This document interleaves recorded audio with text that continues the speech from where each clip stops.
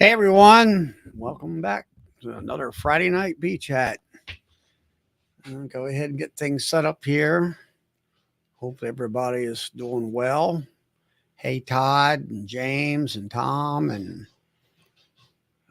we got Randy and Richard and Ripple Effect and Randy, Tar Heel Beekeeper. There's Dave.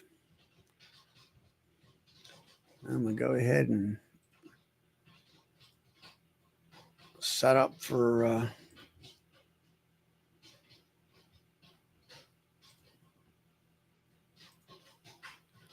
there we go.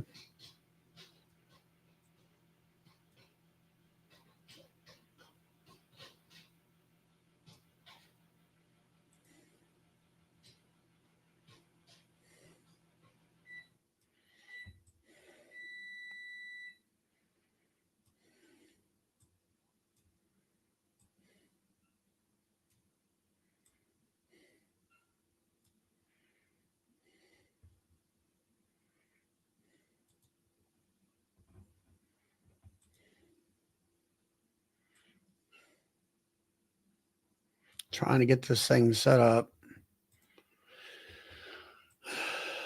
Oh, goodness.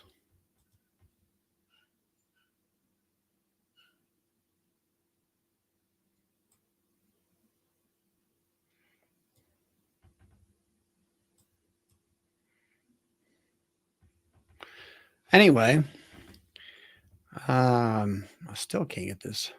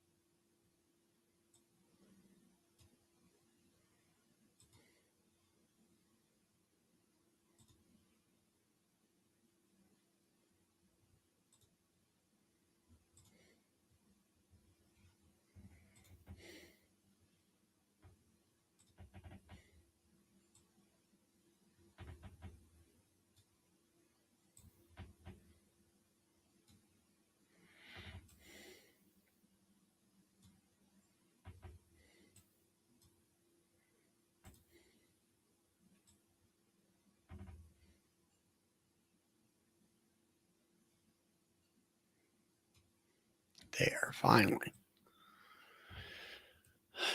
Hard time getting the other thing so I can put in the link. And we'll drop the link in. Somebody can come in.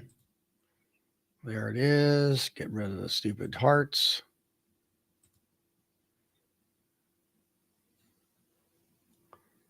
I got the wrong pin.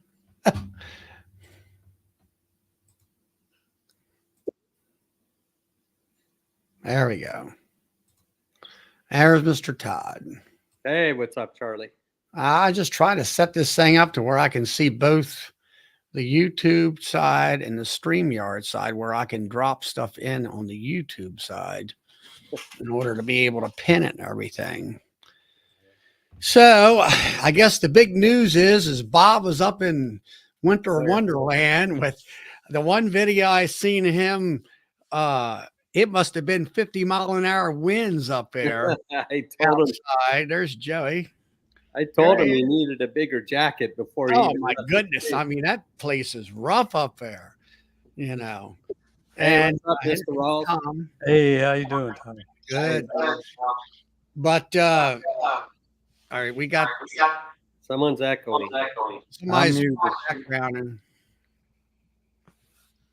and no, we're still got a background. Turn YouTube off, Joey. No, it's Tom. It's on your side. Tom. You got the YouTube turned off, the volume. Right, it's done now. There you go. He's having fun up there. No, it's not. It's still there. There's Doug. Hey, Doug. We're still getting some feedback here. Can, Shouldn't be me anymore. it's well, I'm muted on both sides. yeah. See, I'm still echoing, and then now I'm not. 1, 2. I think that was Tom. Was it you? See? No, I don't have YouTube open. Hey, there's Steve and Brian and Mitchell and Russell and let's see, Dennis. We're still getting some feedback. Tom, mute yourself again, real quick. Let me mute me again. There, I think that was it. Yeah. Turn your YouTube side off, Tom. There's no way to echo after that. It's not even running.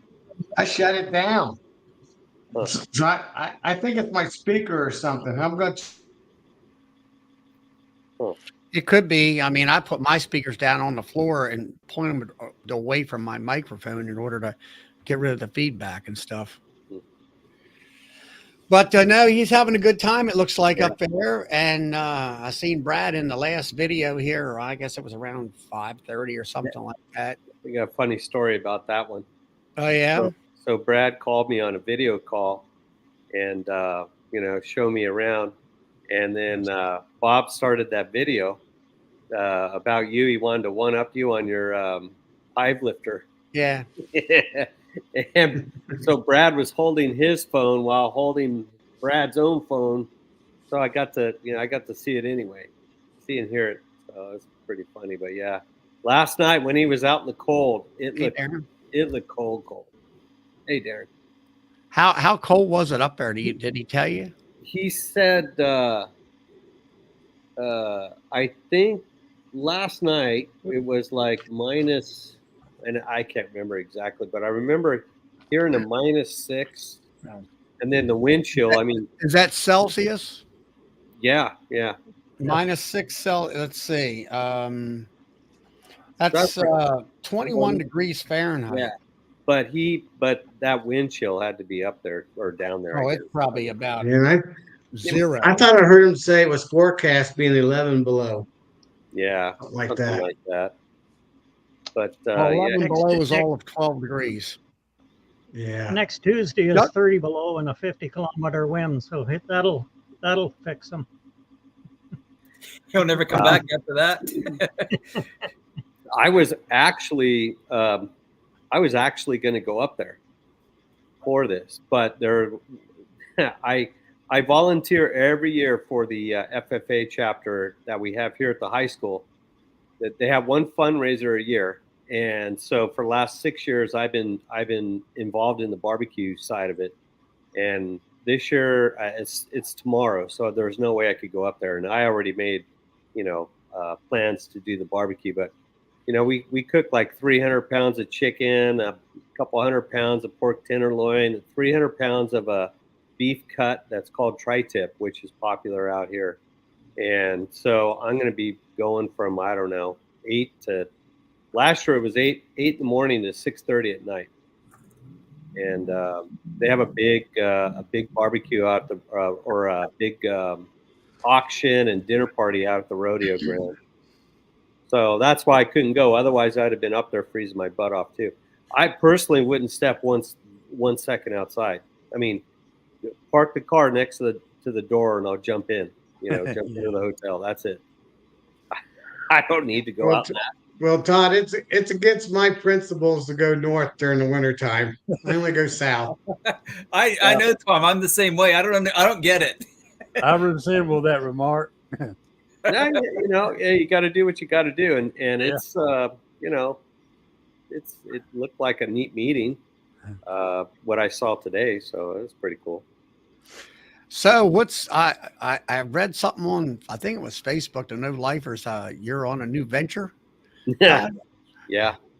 I talked with Mamet, and so I'm going to be the West Coast. the West Coast, or at least right now, as it stands, the California distributor for Appy tablets. And he's going to send me out some product, I think, next Monday or Tuesday. So he told me it's going to take like 10 to 15 days shipping to get here. So why is that? On the slow route for the cheapest route?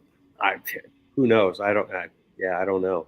So, he's not sending me one box. He's sending me a lot of product. So, I'll have plenty to sell. But my plan is to get into the orchards and talk to some of the guys that are here with their bees, from out of state or even in state. I mean, everybody's here.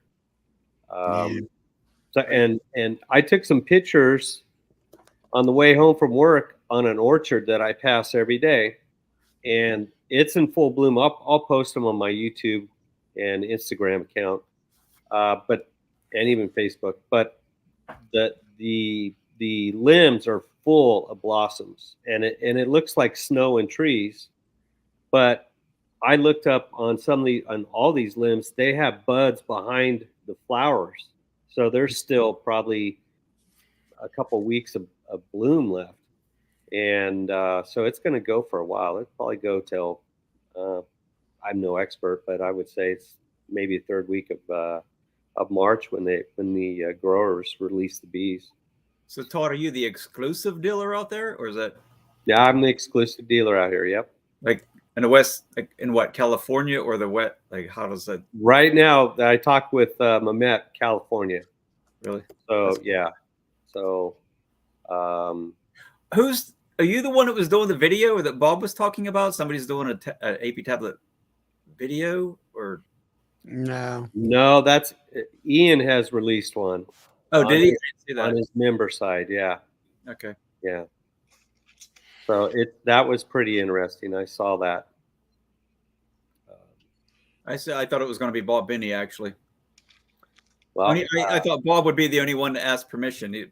The only commercial beekeeper really paid enough to ask permission. Well, who knows? Maybe Bob. Well, I don't know if Bob knows or not. I'm sure he does. I do know that they're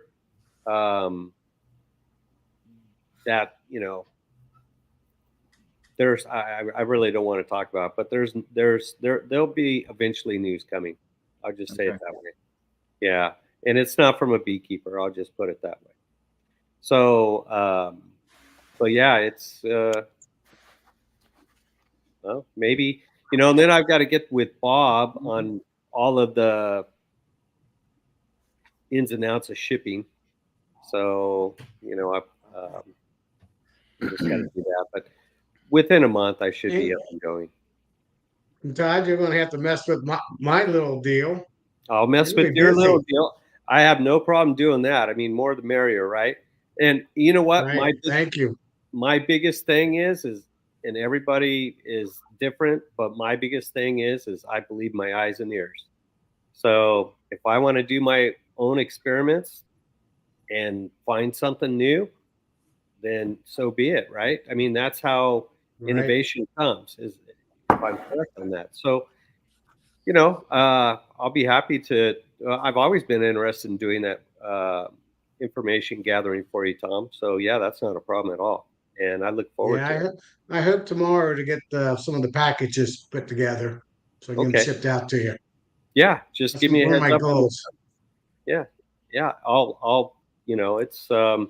I think my season's going to be 2 weeks early, from what I can gather right now, as far as bee activity and plant and tree activity. So Right. it's getting into that time. Yeah, our trees around my area is all starting to bloom. It looks like the red maple's about ready to pop in about a week. Yeah, yeah. Silvers are already blooming this past week. Hmm. And we're supposed to have 50 to 70-degree weather the next 2 weeks.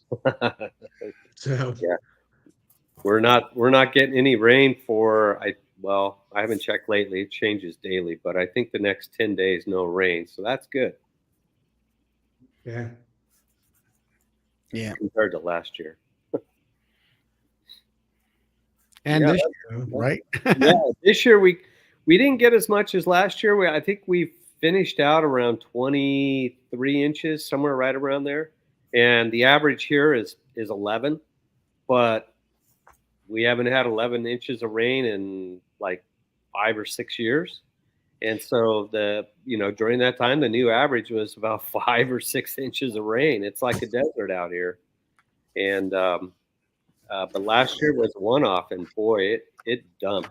Now okay, so it still rained hard in California. Like spots of around LA got 6 or 7 inches in one storm.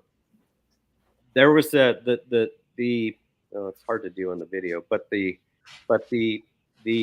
storms were training up into LA, and then even further up north, in the Bay Area, they were training up in that area. That's what we had last year. The storms just kept going. They didn't drift south. They didn't drift north. They just went right over us for 3 months, and so that's why we got so much rain.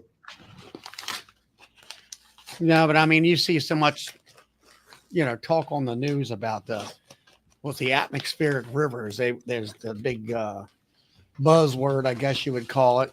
Yeah, it's called the Pineapple Express. Yeah, whatever. I mean, come on. It's a media hype, It comes from Hawaii, which is known for pineapples. So, I mean, just call it that. I don't know why it's going to.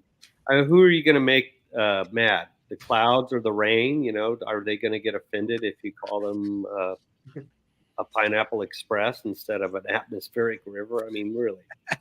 And now, you know what? And now they're naming winter storms. So when I was a kid, it just snowed, and any storm that had a name was a hurricane, and that was it. Yep. Now, winter storms are called whatever, and Yeah. It seems like, Todd, every time it just rains, they call it a storm. It's like when I was a kid, we had to have a tornado or really a ton of lightning to be called a storm. Mm-hmm. We just call them afternoon thunder showers or something like that. Things are getting out of hand. Yeah. I don't want to go in that direction. Normal weather. What's that? So down here, rain used to be called normal weather. Yeah, well, I can answer Ripple Effect's question here. He bought cypress boxes and they rotted quicker than the white pine boxes. Oh yeah. And the reason behind that is my brother did the same thing. He bought cypress and he put it down on his porch. And within 4 to 5 years, that porch floor was toast, rotten. Now, and then I talked to some wood lumber brokers about it. And I found out that there's 2 types of cypress. There's the land-based cypress. It's down in the deep south. It grows on land. And then there's the swamp cypress, which is a different species. And that is the one that lasts and lasts and lasts. That's the one that you're going to have to pay a lot of bucks for. And I can pretty much tell you that the cypress boxes you're probably buying are probably land-based cypress, and they don't have the resistance to weather and stuff like that, like the swamp-based cypress. From what I understand, the swamp-based cypress And I don't know, maybe Joey can do it. He's down in that area there. There's like a French group of folks down there that kind of pretty much own that swamp stuff, whether or not you can harvest it and stuff like that. It's not just, privately owned. I don't know. That's what I heard. I don't know who owns what down there. So, well, I mean, it's kind of like something. What you're Mhm. saying though, a lot of the old cypress they get down here that's real expensive are Mhm. sunken logs from a long time ago. Right. Those are top dollar. Right. And the cypress that they harvest out of the water itself, that's the Yeah. good stuff. That species of cypress. Charlie, And that all that. land cypress grows around here. It grows all through the Northeast. Yeah, but there's several different cypresses, but there is a land-based cypress that grows a pretty good size tree from what I gather. I've never seen them actually myself. Yeah. And it just doesn't last at all. Something else about the cypress. I was in this was several years ago. I was in a little class at a convention about wax cooking. Mhm. And somebody asked a question about a wax dip in their cypress. And they said, all you doing if you dip a wax dip cypress is you're killing it. You're cooking the good stuff out of it, and it don't last any longer than pine. I don't know. But I do know that about like cypress borers. Yeah. It makes sense. So that's the best I can tell you about that and all that. So Darren, I was watching your videos. I really like your insulation covers or whatever it is that you made. It's working out so far. I don't have any upper entrances or anything. There's no Well, moisture. you're not supposed to have them. You have a condensing hive, I know. So and that's what is. You're supposed to keep that heat dome in there and all that stuff. contrary to everything that I was taught when I started beekeeping, the upper entrance and all that, ventilation, and I use the quilt box and all that. But I think that's going to be my new thing. My bees are looking good. I just walked through the apiary today, and everybody's flying. There's so far, I only have 9 hives, but they all survived so far. So I think it's working out. It's going to be a good year. Well, yeah. 3 years ago, I went to condensing hive, what they call it now, when I did doubles. This year, I actually went all the way down just doing singles, and worked great. I did a couple singles this year too, Tom, and I learned that you can't overwinter singles in Pennsylvania. That's nonsense. That's same thing in Ohio. Yeah. And you got to put 60, 100 pounds of honey on top of them. Yeah. Right. That's not true either. Of course, we don't have the winters like we used to. Like we used to get in the past 10 years, like our winters have changed a lot. We have mild winters now, but things were different back then. But I've learned a lot this year, just like with my overwintering and that. Now my question is, a couple weeks ago, I had this guy Zoom in our club meeting.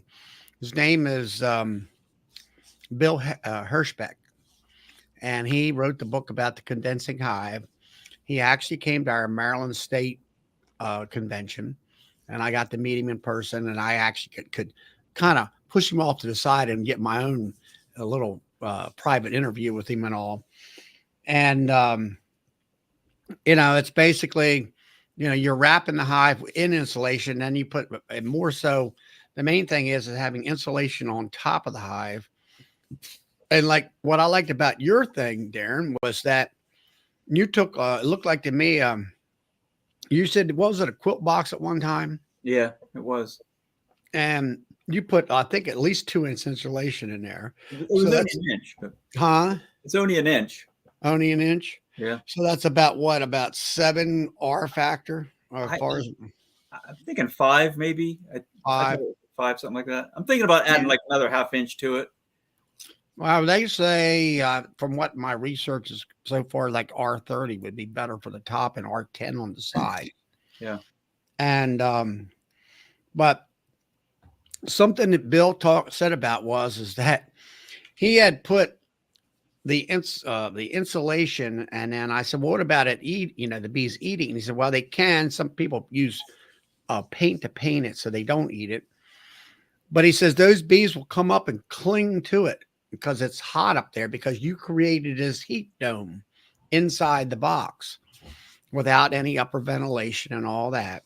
But he said he had an experience where he picked that thing up, and here's 4 pounds of bees hanging on as like a cluster to that because of that heat and that insulation. And of course, he didn't see it, and 4 pounds went out into the snow because he's up in Connecticut and all that. Now but I seen some of that in your boxes, but not much. I mean, you seem to have like a feeding shim with insulation. That's what mine is. That's the way I built them. I don't know. That made sense to me to do that. But I see what you're getting at. And my bees were sticking to that insulation. And I thought, I could be in trouble because I have a habit of just opening things up at times and like not paying attention. I've done that before and dumped bees all over the ground or down my pants, down my boots and everything. So, yeah, I could see that happening. I was thinking about maybe just, I think I was talking to on YouTube, talking to Phil RTX, and we had talked about maybe doing something like using something like burlap or something like that to maybe keep those bees. Well, what Bill told me was that he built he kept saying an emery shim, and what he really was, what I call a screened inner cover. And just, he said, I made sure I have a screen inner cover, and then the insulation fits tight on that screening. And he said, you can pull the insulation off and the bees will all be hanging onto that screen. And you just take your finger and peck the screen and they'll all fall back down in there. I looked into that I'm trying to retrofit my stuff for next winter. They're, if you buy one, they're like $12 a piece. That's too much money. And then my license hive, which is a condensing hive, because I don't leave any of the top ventilation ports open. They supply propolis traps, and that is your inner cover, and that works quite well.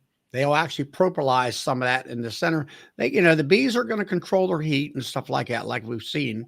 If they have an upper entrance, they'll close it up with propolis and stuff most of the time. So I thought about that, and then I said, well, Ian and Brad, and I don't know, Doug, don't you use the Reflectex for your inner cover? I don't use it, no. No? No. What do you just do, the migratory and let it go at that? Yep. And do you put, what do you call it, shims around the edges to raise it up some? All my covers have a 3/8 shim on them. On a shim? Okay. Yeah. So I got to thinking about that. I'm like, why not use Reflectex as the inner cover, which is cheap, like let's say $1 per hive. And then I thought about the way you had your stuff designed there, where if I use 2-inch, I can buy 2-inch at Home Depot, and there's a special 2-inch that's R13 and instead of R10, and then leave about, I don't know, 3/8 to a half inch. I was thinking about a half inch being just, even numbers, make a strip that's 2.5 inches wide. That way the foam would be, flush on the one side of the 2.5 inch strip.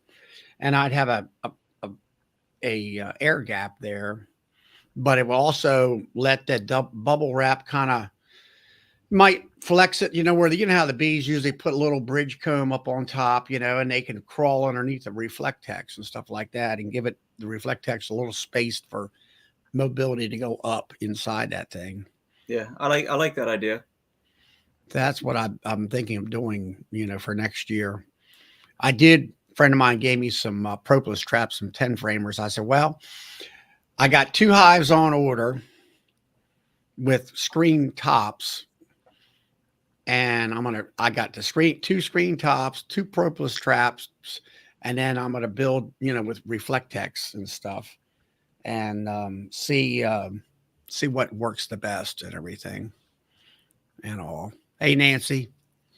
But and I never thought about, using it just a what do you call it, a shim, and put a nice hard. I've seen so many people put 2 inch insulation on top of the inner cover and put the telly cover over top of that, and you see this piece of, insulation on top. And to me, the shim is a solid where it goes right on top of the box, and it creates a solid seal and all that kind of stuff. And plus, then you still have room to feed if you need to do any feeding. Then with yeah, that. you could. Yeah, you could put a patty in or something like that if you do need to feed. I'm going backwards with what you guys are talking about because I was using foamies for the last 5-6 years. Right. And I would always, this time of year, when I'd start opening lids and just looking at from the top down, I'd have puddles on the edges of my frames, like where the ears are at, Right. And then as I would dig down into the box as it got warmer, those outside frames, sometimes two of them from the wall would be all molded out. Really? And so I just said, "Out of the heck with that stuff." So I took it off this year, and I haven't seen any water yet. So I don't know what it is, but it did help me. It filled a gap between the rim of my lid and the top of my box. Right. And it works. I didn't have a upper entrance, and there was nowhere for the moisture to go. But it's pretty much regulated this year. I had moisture problems, but it came out the front door more than anything. It wasn't up at the top of the hive. So we'll see. I don't know. As soon as in another week or two, I'll be able to dig into them and. All right. So if we put an air gap in, it increases the R value significantly. I've heard that. How much is an air gap? Huh? How much of an air gap? Like I'm wondering, like if I put my shim on, right, and then I'm feeding because I use that mountain camp method. A lot of you people don't like that, but that's what I do. And then if I just put that Reflectex over that, would that provide anything? Or it depends. If you put that Reflectex, I have migratory lids, so when I put the Reflectex on there and then I put the lid down, I have the Reflectex hanging over the edge of the box. So when the cleats on the side of the lid hit that, it stretches it. So it you're going to get whatever space you have between your the difference between the top of your frame and the top of the box, which it could be 3/8 of an inch. So it just depends. But if that Reflectex is tight, it will kind of stay lifted up. If you know what I mean, it won't sag. okay. So that's what I've noticed. Well, you do something similar, Tom, right? I keep everything pretty simple. I just put a shim like Darren does, and I do sugar bricks or mountain camp. And I just buy that 1-inch high density board, which is R6, and I put that on top of the shim, and I put my inner cover on it. And that's it. And then in wintertime, I have a double bubble wrap that I put on top of the insulation. And then in the summertime, I just flip it around. So the double bubble wrap is on the box, take the shim off, and then the microwave lid on top. And I keep it on all summer long. Randy used R30 insulation and a shallow super, and then R10 on the outsides. Okay, well that's what I'm figuring on with my. How are you achieving R30? That's what I like to know. You have to put 3 layers of 6 inches worth of foam insulation to get R30. You got 10 R10 foam hardboard or what? I'm going to use a medium 5-frame nuke box on my nukes, and I've got plenty of those, and I can use them as an insulator, and just cut the foam to fit that really good. And then Yeah. I just wanted to make sure the lid, the top R factor is greater than the sides of the box. And the box is basically R1.94. So anything like R3 or better will basically be good enough that all the condensation would be on the sides of the box versus the lid. well, that was one of the things that Bill talked about is it was based. I read his stuff along with other articles, and they were saying R30 on top and R10 on the side, and for the condensing part of it and stuff like that. You Yeah, know. our world is altogether different. Like we wrap our hives, that wrap on the outside Mhm. about an inch thick, maybe an R4. We have a 6-inch top that goes on a pillow top, and it's not great insulation. I think it's an R8 or something. And that's how ours winter. You know, there'll be 3 months of minus 10 to minus 30-degree weather, and that's it. The cold doesn't kill our bees. All right. Moisture. The R factor, I mean, is resistance to release, letting heat pass, is what it means, Nancy, and all that. Hey, Kimberly from Goose Creek. Y'all said Lake. talking about insulating. Y'all Mhm. sitting here talking about you insulating hives, and I'm the only one in short sleeves here. Yeah. Well, my main thing is what I'm thinking about is I'm trying to keep the stress load down on my bees. So if I can give them a bit of a heat dome up in the top where they can not have to work so hard to keep the brood nest warm, then it's fine with me, and that kind of a thing. So, but that was something that I've been looking into and all that.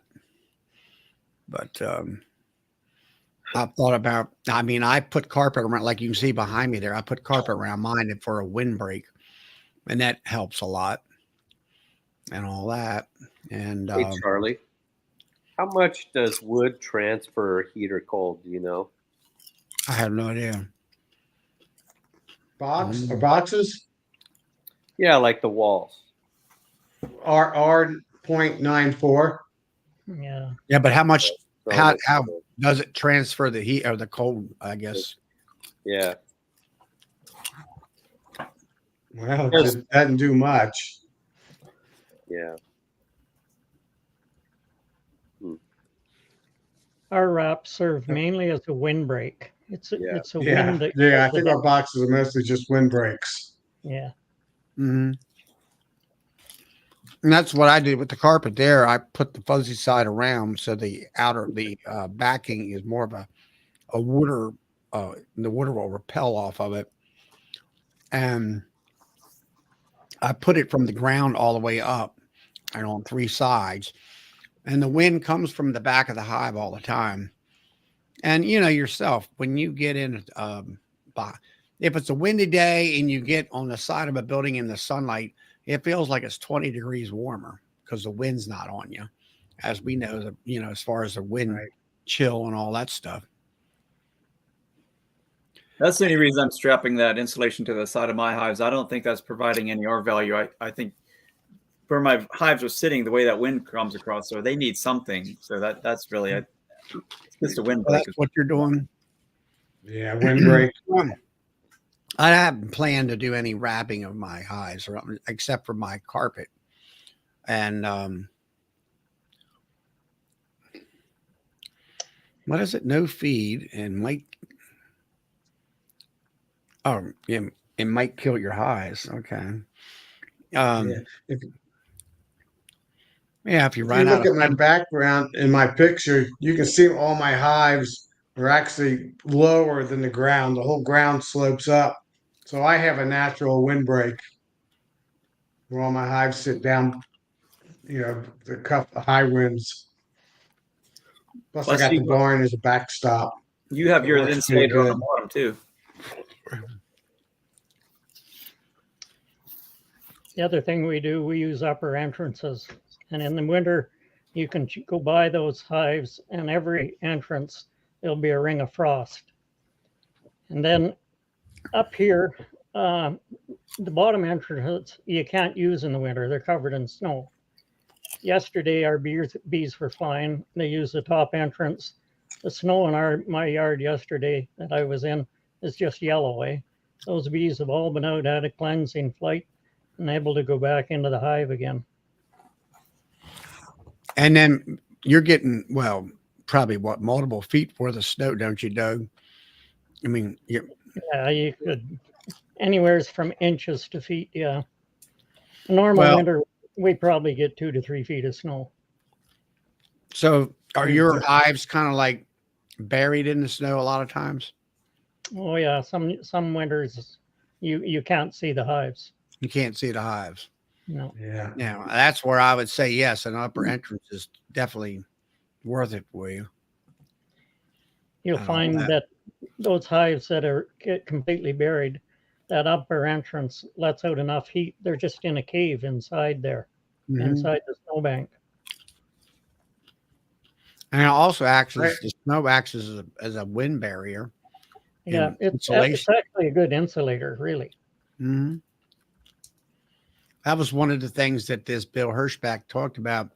He showed a couple of hives were completely buried in volcano ash, and they had been buried for a week or more, maybe 12 days, and the bees were fine. They opened them up and they were just fine inside there and all. Brad was saying, I don't know, about a month ago, on one of his one of his friends had 150 of his hives buried in 6 feet of snow for the whole winter, and he had 150 other hives that were not in the snow. And the 150 that were buried for months, 6 feet, did better than his 150 other hives did. So being snow covered doesn't make it. Sounds like to me doesn't make a difference. It actually insulates them probably. Yeah, it doesn't hurt them, not at all. Yeah. So, was it Russell? Was it Russell Koopman that talked about the R30?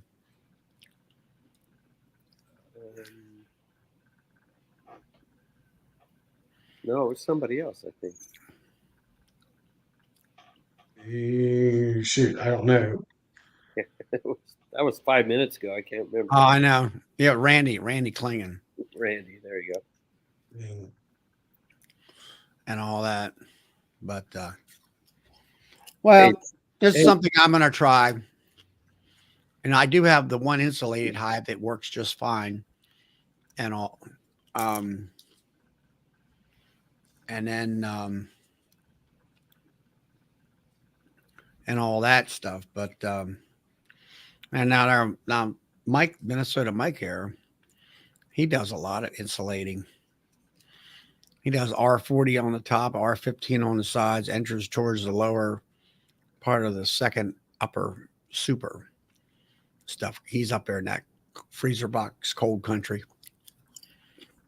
You know, I guess what it amounts to is depends on where you live and, you know, what your climate is. And you have to kind of, it's like they say, beekeeping is local, and you have to kind of work with your bees depending on your climate that wherever you live at. I mean, like Joey there, he doesn't have any winter whatsoever, and he really doesn't have to worry about all that kind of stuff. Right, Joey? We don't consider you having any winter either, Charlie. That's right. Just a light sweater every now and then. Yeah, and Southwest Ohio doesn't really get any more winters. We had 2 weeks of winter this year. The rest of it been all 40s and 50s. And I think we've gotten 6 or 7 inches of snow in two times. We had a 4-inch snow, 3-inch snow, and then another 2 or 3 inch snow just last week. The snow I really didn't have a problem with. I've had some, you know, where it's windy or it got down in the like let's say the 20s, you know. Because you're And like today was 57. Tomorrow it's supposed to be 36, but then Sunday's supposed to be 58. So we have one day. Does your insulated hive, do they use more of the winter stores, Charlie? No, they seem to be fine insulated. You know, they don't eat as much when you're insulated. So they're not brooding earlier or anything then? I don't know. I haven't been in them yet. It's been too cold for the last 2 weeks. You know, it's been in the 30s and it's like around freezing, 32 degrees, which is 0 Celsius at nighttime a lot of times. And then lately, most of the last couple of weeks, it's been in the mid 40s, not so much mid 40s, but I'll say 40s. And we've had a few 50s here lately. Now, next week, they're saying they're going to have it in the 60s. What I find, I've got some styrofoams that are singles. And what I find with them here, they'll start brooding up early in March inside. Like they keep it warm enough, they'll start brooding early. And you've got to be on top of the feed with them or they will starve on you when they're singles. The doubles, no problem. You guys got me looking at the weather, and tomorrow it's going to be 71 degrees and Sunday 72. Short. Yeah, but Doug, I don't think they're brood if they don't have pollen or nectar coming in, or especially pollen. If they don't have pollen coming in, they won't brood, even if it's warm. We put They pollen brood a pads. little bit, not much. We put pollen on in the fall, and they actually store quite a bit of it in the hive. So if you do feed them pollen, then they're going to brood. Yeah. But if you don't have pollen in there, they won't brood, whatever temperature is. Do you put anything on yet, Tom or Charlie? Any pollen patties or anything? I did this year because I want to do a lot of splitting and making a lot of nukes. So I want them as big as I can, as fast as I can. I don't put any pollen. I mean, I bought some pollen patties and I took 2 or 3 pounds of them and cut them up in quarters, put them on some different hives. And the last time I looked, they really didn't touch them much. Of course, it's been kind of cold. So next week, I can tell you more about it. I'll get into them as far as the pollen patties go. I did put some pollen powder out earlier on when they were flying, and some days they've really taken it down. But I've found with that in the past that they will load up your frames full of that powder, and then they won't really utilize it that much. And you lose all that good brood comb frame, you know, that they used it for brooding. So I kind of shy away from that a lot. And then last summer, there was some around July, I guess it was. There's not a lot of pollen coming in. Actually, they took the pollen better then than they did early on in the like this time of the year. And it's like Tom says, as soon as those maples start to bloom, they're done with any fake pollen. Yeah. They won't touch it after that. You know what? The weirdest thing happened this year for me. They were bringing pollen in, and I already had patties on top, and something started producing pollen. They were not only bringing pollen in, but they were actively eating the patties, and I've never seen that before. Hey, well, Charlie. maybe the patty had something in it that they needed, you know, as far as nutrients or whatever. Yeah. What, Joe? What, Joey? Catherine had a question about 3 or 4 minutes ago. If you see, she was asking me about rotating hive. She posted it at 7:45.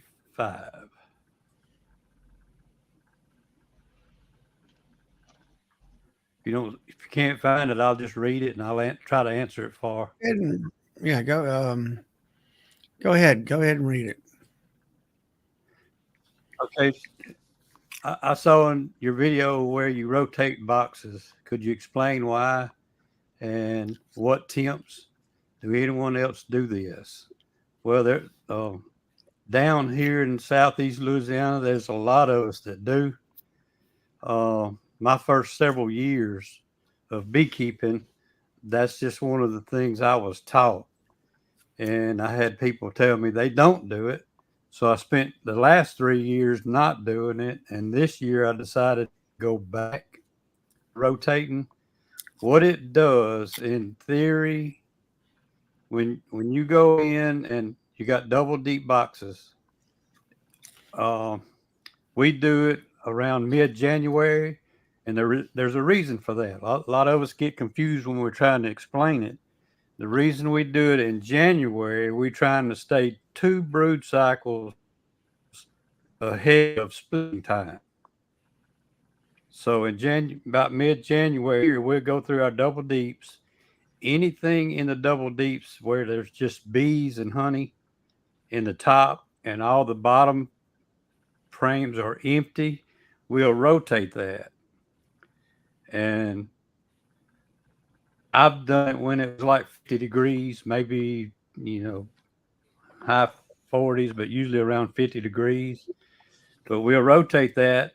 And when you got bees in double deeps and you put them all down in the bottom, naturally they're going to just kind of slowly over a period of time move back up in that top pod. So it kind of makes them go up and clean up the old comb that they hadn't been in since in the last few weeks, if that makes sense. But in March, when we go to do our splits, like I say, they will already been through 2 brood cycles and utilizing both boxes and not just one. And then that's the way we do our splits. Excuse me. And it seems to help out a little bit. Yeah, I mean, like that's say the last 3 years I didn't do it. And it just seems like comparing the last 3 years and all the other years that I did it, my bees were more utilized both boxes when I did rotate. Now, can you do that up in cold climate? I don't know. But like I say, the reason of the timing of January. We do the same thing here in Maryland, but it's going to be more towards. We will do the same thing that you're doing there, reversing boxes, but it'll be mostly in March, late March, early April, because you're giving that. Yeah. The bees are up in the top box. You rotate them around. It gives them more space to go up into the top box and keep on laying without. And it's kind of a swarm prevention thing. Yeah. Yeah. Now, if you have brood, if they're brood in the top box and there's brood also in the bottom, I don't fool with rotating it, because all you're doing then, if the brood is in the center of the 2 boxes and you rotate, what you've done, you put part of your brood up top and part of your brood down in the bottom, and you separate your brood. So you only want to rotate like that when all the brood in the top box. Move them all down. That's correct. You don't want to split your brood because that's the best answer. Yeah. Right. So. Sorry, I'm cooking dinner. That's why I keep bopping around like that. But I have a question. Mom, you're muted. You're muted, Charlie.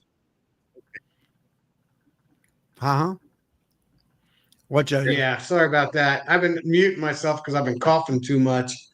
I said, but if you got 2 boxes full of brood, when all that emerges, they're swarm for sure. That's way too much brood for 2 boxes. Well, I think that's one reason why I like to run single management boxes to keep just 6 frames of brood. That's why we split them. That's why we split them. When they get up to 2 boxes of brood, it's time to split. Right. I can't manage single brood chamber like that. I just can't do it. What were you going to say, Darren? Now, 2 years ago, I was reversing my boxes, and the bees kept coming from the bottom box back up to the top box, and I'd reverse them again and do the same thing again and again. They just wanted to be in that top box. What's up with that? Does anybody have any ideas on it? For some reason, they did not want to be in that bottom box with it was just empty comb, nothing there. And his bees just kept coming right back up to the top. Finally, I just gave up. And then finally, the population in that nuke grew enough that they did fill both boxes. But I don't know. It was probably 2, maybe 3 rotations, and they kept coming back up to the top. And that's kind of when I gave up on the rotating the boxes. But I don't know. Yeah, That is a little kind of different, what Darren. you want to do. You want to move it up while they're cleaning old comb up. What's that, Joey? Yeah, but queens in the nature doesn't do that. All the broods down by the entrance and all the honey's up above them. You do cutouts, that's what you'll find every time. Brood at the entrance, food above them. Get So what confused Darren now. had is When I'm saying I'm rotating, must be a queen thing. probably a small colony. He probably could have actually just left it single chambered. Yeah, But, that's true. If you got double deeps in a small colony, they're going to eventually go back up. Yeah, that's probably was it. Yeah, Yeah. that makes sense. So what do you do, I had Doug? something else I was going to say about that. And How do you manage your bees? I had a question for you, Charlie. What's that? You said Go you ahead. rotated your boxes in March. When do you do Well, your splits? that's when the weather gets better. I don't do any much splits out of I don't even really pull any splits out. What I do in late March anymore is I go from 3 mediums down to 2 mediums and put them in a single brood chamber management program.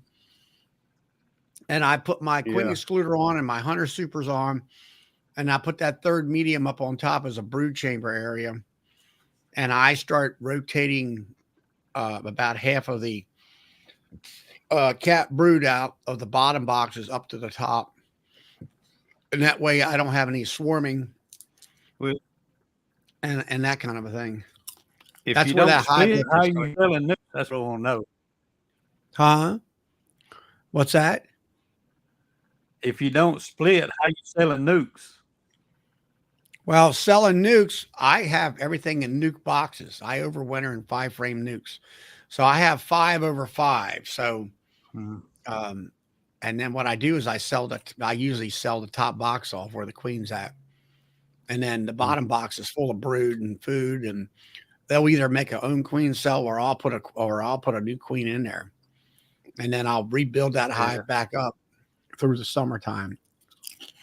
And then usually what I do is after I sell that 5 frames off, I'll put foundation on top and let them build that foundation out for me and do it that way. And Joseph, Jerry, what I do is I run a single with my production queen from the previous year down at the bottom. Then I use a double screen board on top of that. And then I put another single deep on top of that with a summer solstice queen. And I overwinter that as a double with a double screen board. And then in the springtime, I take the top box off. That's my summer solstice queen. And I swap boxes, but I take the bottom box, I take all the brood out of it and the queen, and I make nukes out of them. And then I go back to single brood management, put my excluder on, and start putting my honey boxes on them. And I just repeat that process every year. And like I say, what Joey does, because he doesn't really have a hard winter, hardly compared to us. Yeah. And what little bit of winter is probably about that long compared to what we have in months worth of cold weather. Right. And his his We have 3 management, cold days a year scattered out 4 months apart. right? And it, his management practices are way different than what we would do, and all that kind of stuff. But what happens where I am, come fall, we try to keep our bees producing brood as late as we can. Those are going to be our young bees that survive for the winter. We'll go into winter with 2 boxes of bees. Once they're wrapped, the snow comes. A lot of those bees, they can't clean their hives out. In the spring, we unwrap, we'll lift both boxes, and we go through and clean bottom boards because there'll be an accumulation of dead bees in there. The bees that are in August, September, they're going to die off in late November, December. They're gone. So a lot of them are still in the hive. That's why we clean. Then through the winter, most of those bees will work their way up into the top box. They'll clean most of the feed out. So when we're cleaning the bottom boards, that's when we'll reverse. The bottom will be full of bees and they'll be raising brood there. The box that was on the bottom, it's probably just about all honey yet. We'll put it up on top. They'll work their way up into there, start cleaning it out, and fill that with brood as they clean it out. So that's kind of what we do here. Right. So now you're running what, two deeps then, Doug? Yeah. Through the winter time. Yep. And we try to go into winter with 2 boxes of bees. Okay. And then come honey season, I think you're going down to what, single brood chamber? No, we're still on 2. Still on 2. Yeah. And then you put your supers on top of all that. Yeah. Yeah, we'll usually, I don't know, 4 to 5 supers for honey on top of that. And they're deeps, guys, not Yeah. medium, deeps. Everything's deep. I know. And you're probably harvesting what, 250, 300 pounds per hive? Yeah, we're in around there. Just depends on the year, 200 to 300. Right. And all that. And big shout out to James is in the house. That's good. Yeah. So, Doug, I have a question for you. Sure. I have seemed to run into a problem with my honey. It crystallized. Now, I think the honey that's crystallized that I get in late fall is going to crystallize anyway. I think it's doomed. But I did talk to Brad, and I have like a refrigerator set up with the heat lamp, like what Charlie's he's got a video out. And I have one of those controllers, and I'm zapping it. It's been in there since since Wednesday night. I checked on it this afternoon after I got out of work, and it looks like applesauce still. It moves in the bottle now, but it's not clearing up. So I think I might be out of luck on that. But no, I had that problem too, where I had 5-gallon buckets where it's like applesauce. Oh, yeah, but I've got bottles that I poured that I didn't sell fast enough, and I could have hammered nails with them on Tuesday. And then I have running. Well, I had it at 104, but I'm kind of goofing. I'm not goofing around. I'm bumping it up a little bit. I have it at 110. 110. Yeah. So, and then that'll work. But when it gets to that point, what I've found, you're going to have to, if they got labels on them, I guess, right? No, I haven't labeled them. Okay. And they're plastic or glass? They're plastic. I'm going to glass next week. All right. Put them in a water bath. Mm-hmm. I've actually had to flip the bottles over every day doing that. Yeah. Rotate them. Yeah, that's a good point. So what, Doug, do you, I don't know if if you decrystallize your honey, or sometimes if you ever have a need. But if so, what do you do? We're working with barrels mostly, but we'll put a Yeah. barrel in hot water. We've got a Okay. tank that we can submerge the barrel. But I have a freezer I fixed up with light bulbs that we'll use to melt if it gets crystallized in a jar or something. You know, somebody wants liquid and they never pick it up, it'll crystallize. You have to have it up about 110, 112 to melt it and Okay. reverse it. All right. Well, Yeah. I guess I'll start checking on it over the weekend and see where I'm at. I'm just, Well, and Brad told me, he said you got to watch it because if you heat it up too bad, you're gonna change the color. And really, the color doesn't matter to me as much because it was kind of a medium amber color to begin with, and that's why I'm kind of curious as to why it just crystallized so easy on me. I mean, it crystallized fast in the buckets and in the bottles, but I just don't want to impart a different taste on it. Color wise, I don't really, it's not that big of a deal. You're better off to heat it really fast and then cool it rather than heat it for 5 or 6 days. The longer you heat it, the more apt it is to change color. Yeah, crap. Okay. What about in the bucket? Same thing with what's in a bucket? Yeah, same thing.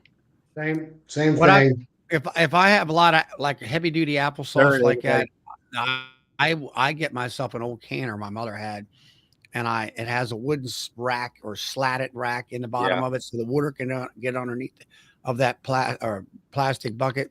Yeah.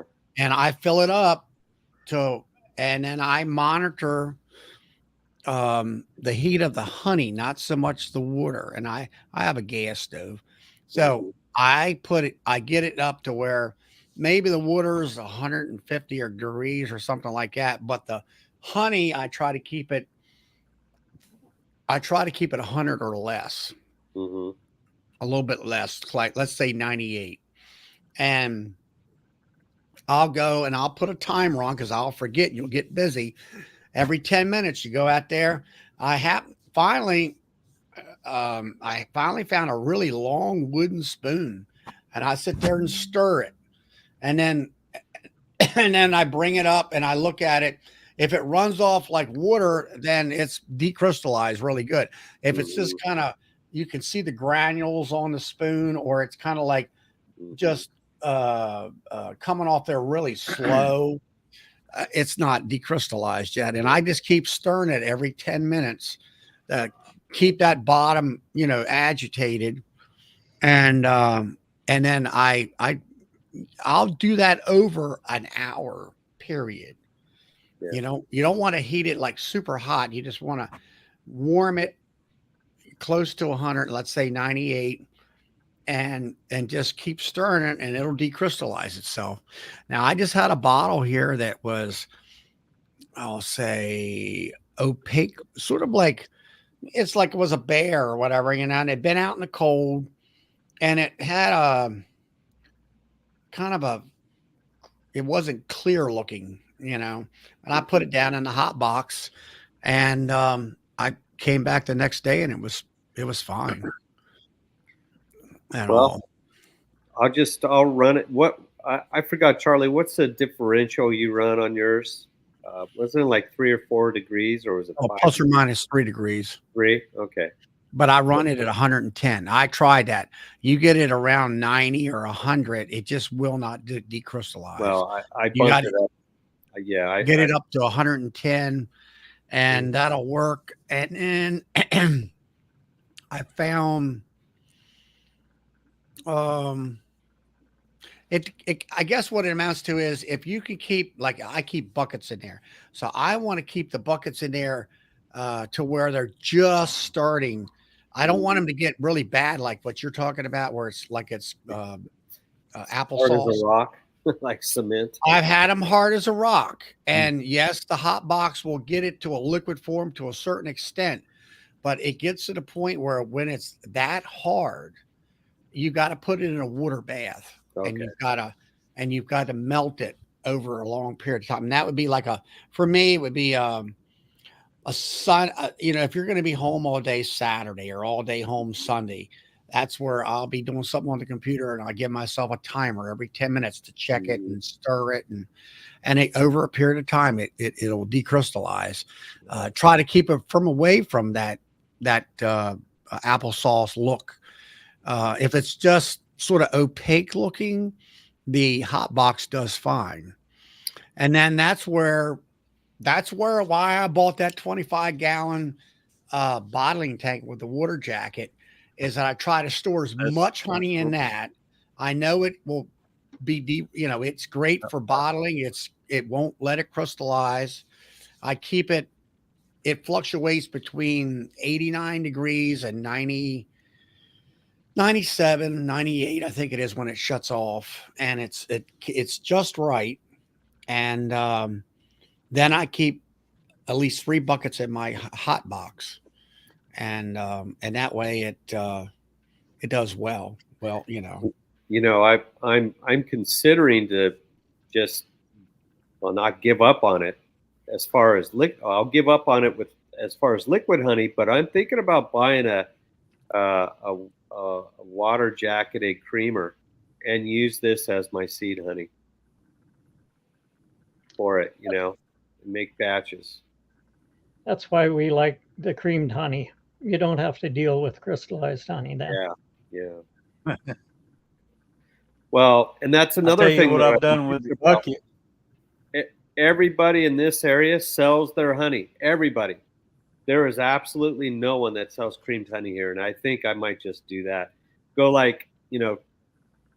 not completely creamed honey, but heavier on the creamed honey than the runny honey, and see what happens. I could sell lemon and cinnamon all day long. But Yeah. I can't right now because I have no runny honey. I guess I could go buy some from some guys. I could buy a bucket or 2 from some guys, but crap. I have 4 buckets solid honey right now. So what is this here? A part of the healing I'll process? tell you what I've done with the buckets. Nah, is, that ain't it. when they get heavy with sugar, I'd put them in there. I'd actually have to set one bucket on top of another one because, just to get it up kind of high. And every day I'd stir that bucket. It'd start off where the little pedal would just stand up in it. Every day I'd stir it. And you'd finally get it all pretty much liquefied except for just a little bit. I would go ahead and strain that sugar out and just toss it or give it to the bees or eat it, put it in my coffee or whatever. That's another option I have is I could feed it back to the bees if I really was in a pinch. Sugar prices are so high right now. I could get it liquefied enough where I just give it back to them. I guess he's talking about me curing people. The good thing about having a bottler like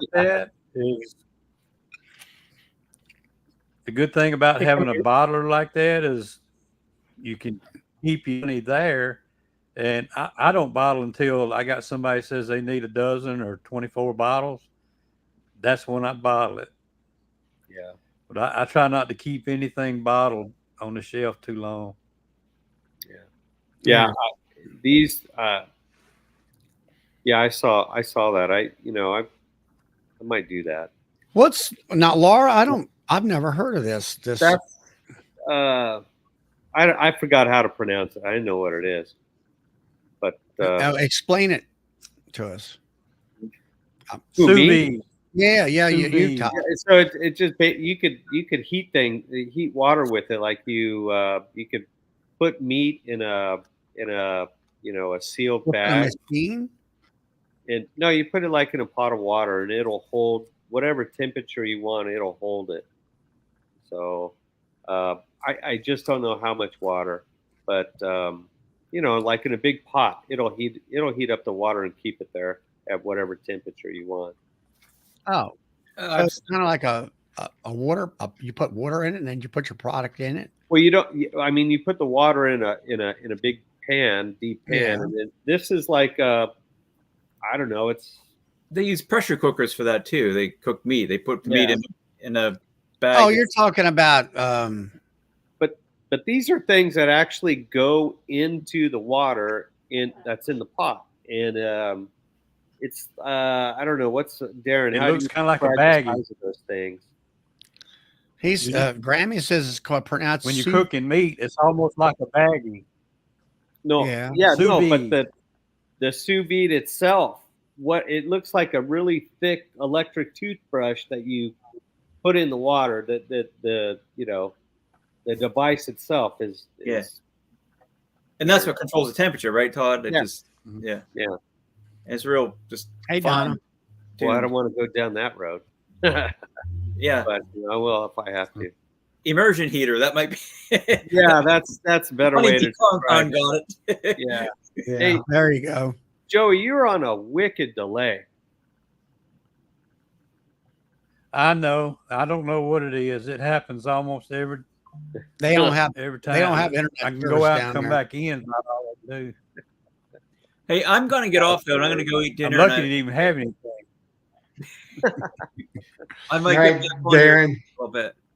See you, Hey, Darren. I'm going to hop off too because I'm coughing too much. Need to get a drink and that. I'm just still got the stupid cough and it's cold. Hey, Been garlic honey. fighting that a long time, Tom. Yeah. See you, See ya. Darren. I'll be on the chat still. That's pretty good, barley and honey. But yeah, so I've got that problem. But I swear, I think I might just buy a water jacketed creamer and just start doing that. If you feed it back, you don't need to have it liquid, Todd. Well, I yeah, have- that's true. I have lots of little odds and ends of cream stuff, and I'll just put out and let the bees clean it out. Mm-hmm. Yeah. Now, I'd like It's to probably sell it. easier but, for 'em hey, to eat that way. it probably is. Yeah. Well, I mean, you've had some experience selling your creamed honey, Todd, at your little venue that you had there Mhm. this past summer, and it sold. Once you got people tasting it, Oh. it was out the door with it. It was gone. Yeah. It was Yeah. gone, and I think that would be what would you say, a better way of selling your product Yeah. and stuff like that, and all Well, that. like I said, no one else is selling it. Now, here's the thing, though. The cottage laws in California say you cannot add anything to honey. But what I'm adding is powder. And the reason why they say you can't add anything to honey is because they're scared of botulism. But powder is not going to cause botulism. It's already been freeze dried. There's no way it's going to ever do anything like that. But to be totally, genuine with the county and the state, I could just cream honey without flavoring it. I creamed some wildflower honey this year that was just off the charts. It was unreal. And maybe I do that with some orange honey, and then whatever wildflower. Well, I'll mix it all together. I know now it's got a high sugar content, so Yeah, want to be there. Yes, it would be way too hot on a solar, and there's no way of controlling the heat or anything. And Yeah. that's not the place to be putting your honey anyway. No. It'll heat it up fast, though. No, you want to, and that's not Well, that's not a good way. I still have options, but you know what? I've always been saying I really want to get in the pollination side more than the honey side. But I thought about selling buckets of honey to guys that will bottle it, but I just haven't done it. I started getting caught up in making it myself or selling it myself. And, like you said, I do have a good venue. It's through work, and they don't charge me a dime. They charge vendors $50 a spot. It's the first Thursday of every month. So I get it for free, and they have a table there for me, and I can just set up on the table. But Yeah. I don't know. David, are you there? Yeah, I'm here. I'm in the car in the dark. Oh, you're in the dark. Okay. All I see is a bunch of little lights. I didn't know. You're like, I didn't know whether you were from outer space in a spaceship or what. And all that kind of stuff. Yeah, I understand the cottage rules, and you can only sell honey, not anything in it. That's why I have ground pepper, hot pepper sitting in a little jar. I'll sell them both, Mhm. the honey and the hot pepper. Well, and the other thing is, to consider, they're not really policing honey that much. They're looking for the people that are making burritos or tacos that could, cause food poisoning. So they really aren't monitoring the beekeepers. Yeah.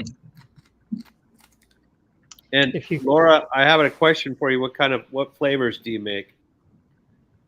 Yeah, now everybody, Laura here, she's another friend of mine from the Pennsylvania club that I also belong to and everything. And so that's who Laura Lambruski is. She said her KitchenAid mixer, sorry, as long Laura. as it's too cold, I do it after.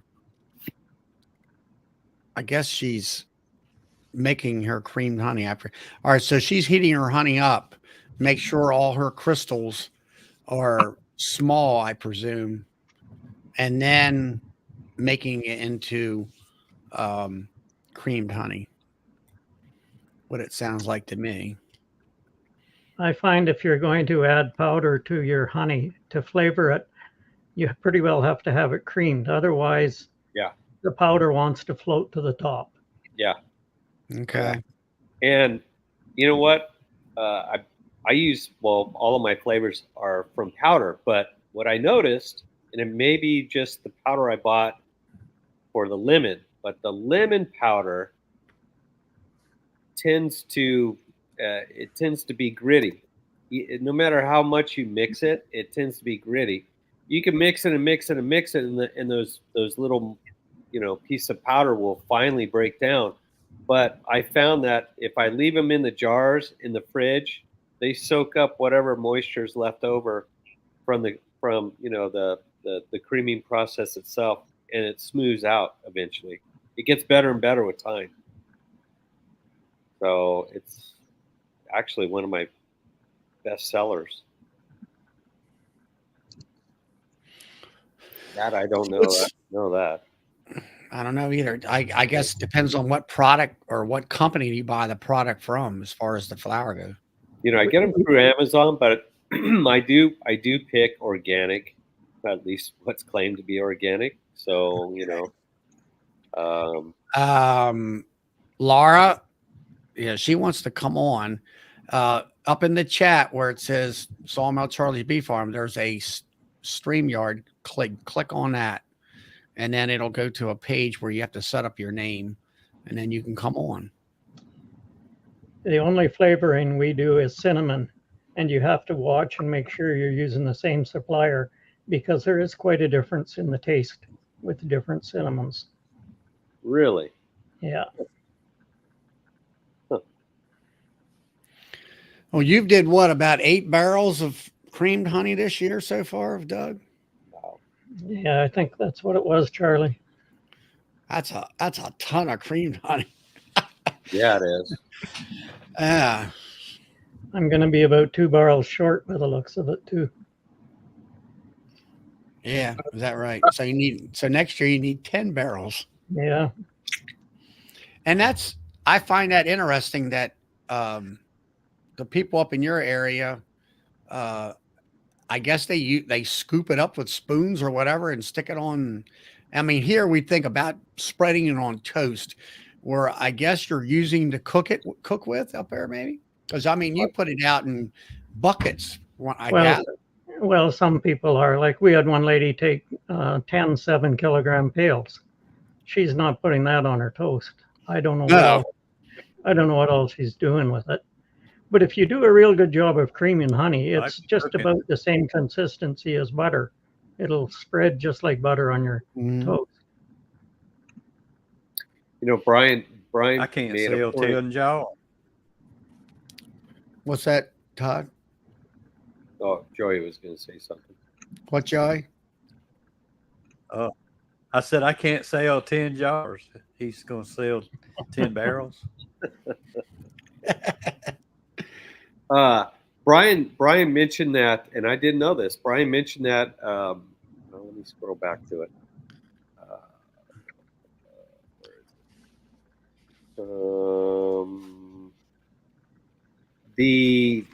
And I'm paraphrasing now because I can't find it. Or But he said, Todd, is that it? yeah, all essential oils are edible, but or not all are edible, but the lemon oil is. I didn't know that. So no, I haven't considered using that or any oils. Actually. Well, what's he mean by that now? The oil versus the powder? Well, with the grittiness that I have with the lemon powder, it's the only one of the powders that comes out gritty. He said try the essential oil, lemon essential oil. It'll flavor it. I don't know. I'd have to really play with the recipe on that one because I don't know what the conversion would be from ounces of powder to drops of essential oils. But no, I haven't considered that. Here's a question for everybody. Proper storage for creamed honey. That goes to Doug. Room temperature. Room temperature. And then if you want it to go from liquid to cream, what is it? 53 degrees Fahrenheit? 57. Yeah, I keep it about 53 to 55. Okay. But you know what I do with mine, Doug, is I bottle it and then I put it in the fridge, and on day 4 I pull it out. It's ready. Sometimes, it's I don't know it's not like butter. It's a little more like frozen butter, but it still spreads on toast or whatever. Yeah, when ours comes out of the creamer, I put it in a cooler, usually for 24 hours. And it'll be, when you squeeze the container, it's fairly firm. But as it gets to room temperature, when you squeeze the container, it'll move. Yeah.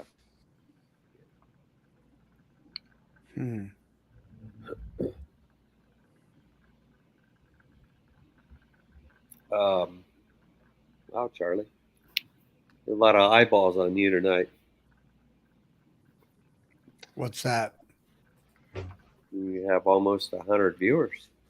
Oh yeah, we did have 100 there, 104 or something like that. And since the Honeybee Expo, prior to that I used to get about 60 viewers. Yeah. And then after that I'm getting between 80 and 100 per thing.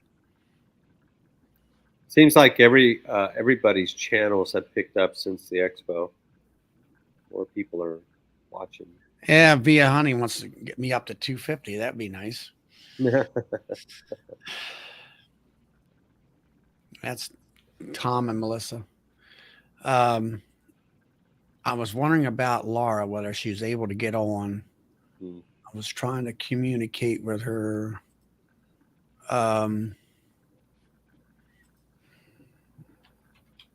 Hey, Doug, how come you didn't go over to Winnipeg?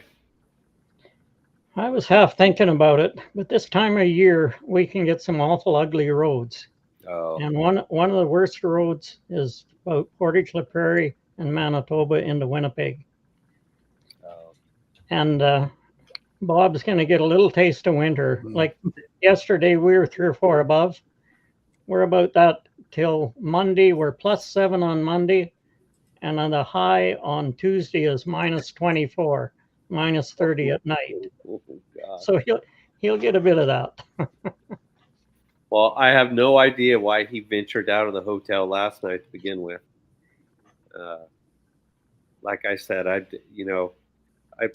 go from the airport to the hotel in a car and ask the driver to park right next to the door so I could jump out. It's not that I can't take cold. I just don't want Canadian cold. I could take cold, but not Canadian cold. I lived in Missouri, so I know Via Honeybees is up there. I lived in Billings, Missouri, which is in the southwest corner below Springfield. And one year, the first day of spring, we got 7 inches of snow. But there have been many, many winters over there that, that was cold enough for me. Let's just put it that way. Yeah. Ours is a dry cold, so you probably don't notice it as much. But it's that bloody wind. If Yeah. you got wind, it just goes right through you. So yeah, before I lived in Missouri, I lived in California my entire life. All of my dad's side of the family is from Missouri, and the first thing I noticed on the first cold night was, I had my jacket on, down jacket, whatever it is, a winter coat. I walk outside and the northern wind hit me, and it felt like I had holes in my jacket. It's like the wind went right through me and my jacket. It was too much. We call it a lazy wind. It would rather go through you than around you. My favorite part was if I went to the store and I didn't buy chilled beer, all I'd have to do is put it on the back porch for about 15 minutes and it'd be really, really cold. Yeah. But we've had a really warm winter, actually. We've had a lot of days plus temperatures. Laura, look on the top of the chat bar, the top chat bar. It should have If she is only on StreamYard, she won't see it. She has to be on the YouTube side to see that. Oh, okay. I didn't know that you could go to just StreamYard. Well, when you set it up in YouTube, you put that link up there, and then you click the link, and then another tab opens up for StreamYard, and then that's how you go on. Yeah. But make sure that you mute the YouTube side before you even click the link, because then you'll get a really bad echo. Yeah, if you want to, Laura, you can. If she's looking at comments, Charlie, she might have to go a long ways up to find the link. No, it's pinned on the top. It's pinned up on the top. Yeah. Laura, if you're listening, here's what happens when. Wait a minute, I can't do this because I'm on the YouTube side. I popped back in, so I'm going to unmute myself, and then you'll know what's happening. Evening, everyone.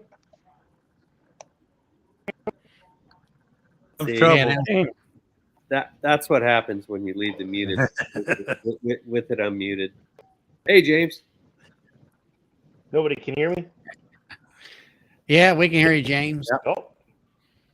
Oh, I thought you guys were saying you couldn't hear me. Maybe I was muted. I was thinking this is going to be the best night ever for Charlie. You can't hear me. So. There's Sandy wanted to comment to you. Oh yeah. I was looking for that. I just saw her put that up. Check this. Well, I was busy listening to you guys about your crystallized honey issue there, Todd. Yeah. I do it different. I've got some tough honey up here that you got somebody and Todd, you can as you've seen on yourself. my channel. Or is it something's popping in the background? Nope. Yeah, no, I'm clear. I think he's just got a bigger delay than I have. How about, is it me? Oh yeah, it is. It's me? Can't hear you. Yeah, you have a wicked delay too. Oh. Well, maybe I'll log out and I'll try back in, Charlie. Now you seem to be okay. It's kind of choppy. Okay. But I was going to say, I go the other way. I go the lower temperature, and it usually takes 4 days. But I don't leave it in any longer than that, because then it will change color. Okay. But I've never had a honey that's crystallized that I haven't been able to reliquefy. Okay. And we got the canola up here, so that canola is probably one of the ones that will crystallize the quickest. And I think I have a California plant that's similar to something what canola puts out, that comes up in the late summer, and I think that's why this crystallized so fast. So we'll find out. almost 8 empties full. Hey, So- for everybody in the U.S., I saw this, and I don't know. This is off topic and probably very inappropriate, but I saw a thing on my phone that said that there's another balloon flying over the western U.S. right now, and it's up at 40,000 feet. They don't know what it is or where it came from. So get ready. Yeah. The world is buggered up right now. Yeah. How's that hive lifter, Charlie? How's the hive lifter? Is what you said? Nope, must be a. Yeah. How's the hive? Actually, yeah, how's that actually, I hive lifter? used it a couple days ago. It was. Yeah, it's been a couple days. It was still cold, and I had 2 hives sitting on a hive stand that was starting to rot and fall apart on one end. So I took and it was one of the hives that's kind of in beside the barn, and so I wanted to really move the hives out in front of the stand so I could work behind the hives with the new hive stand that I built. And so actually it worked well. I could get and hook up to those stands or to those hives. I took a ratchet strap and wrapped it around. I made sure the strap was behind the handle area because I couldn't get in any other way. And they actually with that unit, I could go from the front of the hive where it has a landing board and pick that hive up. Mhm. And I brought it out. Now, the only problem I had was, I think you told me I had to put a super down on the ground so I could set the hive on the super to get it to delatch from the handles. And then I noticed I Yeah. think I could have got it unhooked, but the bars that stick up to hold the stack from tipping over on you kind of got in the way with Coming back. open cover. So the next hive, I went ahead and pulled them off Oh, yeah. and went over to the other hive, and I took and raised it up and brought it out and dropped it to the ground. And I'm like, okay, I don't need to detach this. I can just go ahead and fix so I pulled the rack out of there, which one of the cross members, had rotted out and all that stuff. And the rest of it was pretty decent. Yep. And oh, there she comes. And Like say. so anyway, I got the new rack put on and leveled it all out, and with a regular level and everything. And then I just hit the button and raised the hives up, pushed it forward, set the one down, got a hold of the other one, and put the other one on there, and everybody was happy. And I did have the one hive that it actually, I tried to raise it up to get the strap around it, and of course the darn bottom board fell off, and then the bees were a little bit pissed. So I put it back down and got it situated, and then I wrapped it with the strap, and then I got everything. Now we got Laura on here. Hey, Laura. Hi there. Somebody figured out how to help me get back on here somehow. Okay, cool. I was going to try to call you, but I couldn't get your phone number off the website or the thing. But now Laura's going to talk about this. What is it called? This is what I've been doing. So my honey has gotten really, really, really crystallized. Some of it is like. All right, I'm going to put you on solo layout familiar. right there. All right, yeah.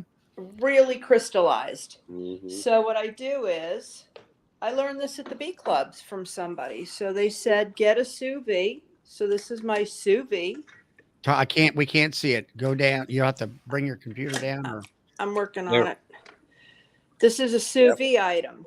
So you put this thing, you put this in your tub of hot water, your tub of water. So okay, it hooks on the side of your. Okay, there we go. There we go. Now I can see. All right, back it up a little bit more, Laura. Yeah, I didn't plan on this. That's all right.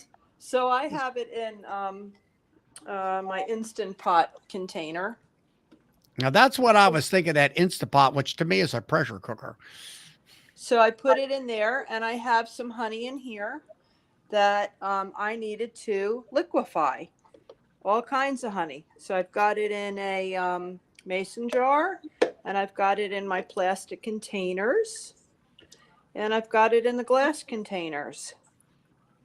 And so what I do is I turn, I fill the water up just below the neck of the jar, and then I turn on my sous vide, and I will put it on sometimes for 24. Oh, the water's too low. I'll put it on for 24 hours, sometimes a little longer, and I put it on 103 degrees because honey really should not be above 103 degrees. If it goes above 103 degrees, you could wind up losing some of the beneficial properties. So that's what I've done. I've liquefied some of the honey, and you can see some of it really did liquefy. Oh, there you go. Oh, wow. Some of it's really liquefied. The bottom might not be completely, but then what I do is I've been putting it in my KitchenAid mixer. So that bottle you just lifted up, was that after 24 hours? Some of it's 24 hours, some of it's a little bit longer. And that's all, and those are all glass, right? Some are glass, some are plastic, and some are mason jars. And I literally put it in my my KitchenAid mixer. Mm-hmm. And then I'll show you in the basement. I've got a lot of creamed honey down here. I did really well. I really have an extremely good mentor. And he's been keeping honey for 50 years. And I've been learning from him. So I got 773 pounds of honey out of 4 hives. Wow. And this is my creamed honey. Oh, Bring my husband's sign. I really didn't plan on this, but you guys really need to learn about creaming your honey. And yeah, so this is my honey. Can you see? I've got tons and tons and tons and tons and tons of honey. It looks like it's crystallized too. A lot of it did crystallize. So here's like the crystallized honey. And I've been liquefying it. And here's some that I liquefied. Some of it stays liquefied. Some of it will recrystallize again. But yeah, so I've been liquefying it, and then I've been creaming it. So do you freeze the liquid? No, why would I? No, I don't freeze it. If you freeze it, it'll stay liquid a lot longer. I don't. I you know what? There's only so much room and space in a home. Yeah. So. But you can put it in a glass jar or anything, freeze it. It won't break the jar. It stays liquid. I haven't done that. It won't expand, Doug? Nope, it doesn't expand. Okay. I haven't done that. You know, I've got a freezer in the garage, and actually the freezer in the garage doesn't continue to freeze in the garage. It's the same as sugar water. Sugar won't freeze either, Charlie. Okay. I didn't know that. Well, now I know what a sous vide is. I've never seen one of them before. It looked more like a pepper grinder. That's David.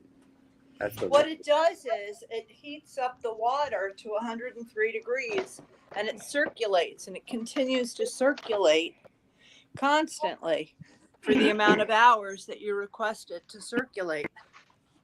So that's what I do.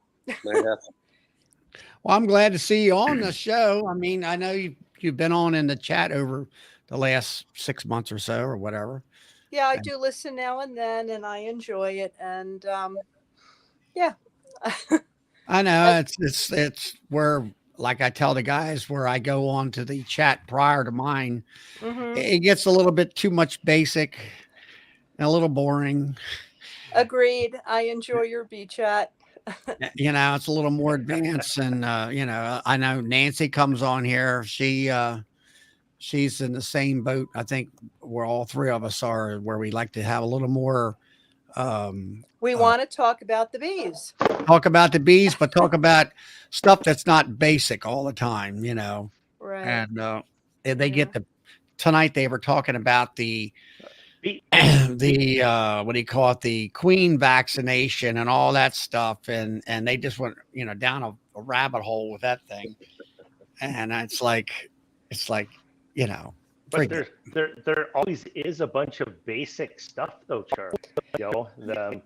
We want to know how to keep our bees Let me show alive. you. We want to know It- how it to doesn't- make honey. We want to know how to do. That's what we want to know. Yep. well, that's brilliant if you think about it. Always, All right, let's see what James is going to show us there's here always the tonight. basic stuff. All right, I'm finished. How do I Right. get off now? You can go down at the bottom of the screen. It says leave studio. No, you stuck here. You can't leave. Leave. All right. There's Good just gonna night, say there's everybody. All right. Well, good to see you, Laura. Good to see you Good night, too. Laura. Good night. All righty. All right. Let's see what James has got here. I was just gonna say there's always the basics though, Charlie. I mean, Yeah, there tons is. and tons but, of basics, which is you got to build the frames, right? yeah. I mean, I just got a fear. But Just a few. that's my former Todd. So this is much like Brad's, Oh yeah. There you go. That's where you nice just put looking. the right. So, and this is all set up. Here's some of that honey that Brad was talking about that leaks down over time, but it's just like it's like hard candy. Now, what are you using to heat that with? Oh, those are those reptile. Those are infrared lizard heat bulbs. Yep. Reptile. So don't pinch my wire. And then what do you got? Holes I mean, up in the holes in the. It's that simple. Well, Oh, well, that's Brad. I'm not going to take, so the fans blow up. It comes up past the bucket. It goes in through the back, and then it comes back out in the bottom here. So and you it got gets rotate. circulated again. So the air just goes around and around and around. Right. And, then And what do here you can keep? see What do you keep the environment across in the there? top. How much is that? 110? Or what would you say? Well, this Celsius would be this side I keep above the hive. about 44 Celsius. Well, I keep it at two different temperatures. Yeah, it'd be something about. Well, this here is set for. This side here is at 34.3, but it's set for 40. I think it's 42 or 44. And this side is set for 25. So it just opened the door. There's a little bit of heat going across. But this I use just to keep my liquid honey liquid. And this other side I use to melt my buckets. And then I got a little bit of here ready to go to market. Okay. So all you got to do is put it in the saddle bags and down These your are road all you go.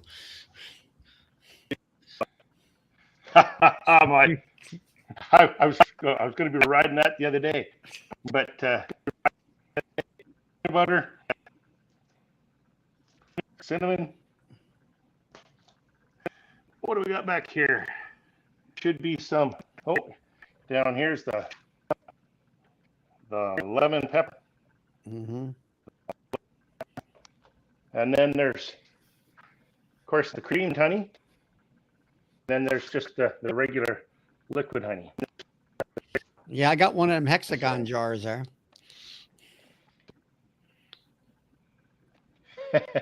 Well, and there you can see. So that has never been in the warmer. That's just straight out of the hive. So that's almost 6 months old. But then I cream it too, so you can see my nice canola creamed honey.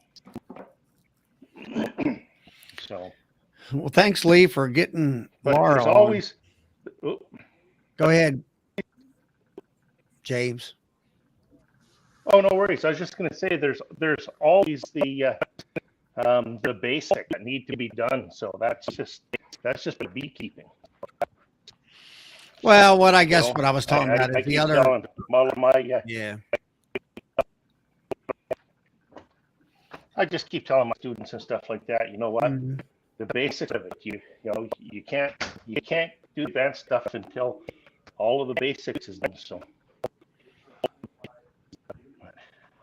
And actually, that's what I was doing while I was listening to you earlier tonight. So I got a presentation to put on tomorrow to a whole bunch of people. I don't know how many they got registered. I think there was like 20, 25 or 5 that showed up for the first part, which was Dr. Stephen Purnell from the Beaver Lodge Research Center.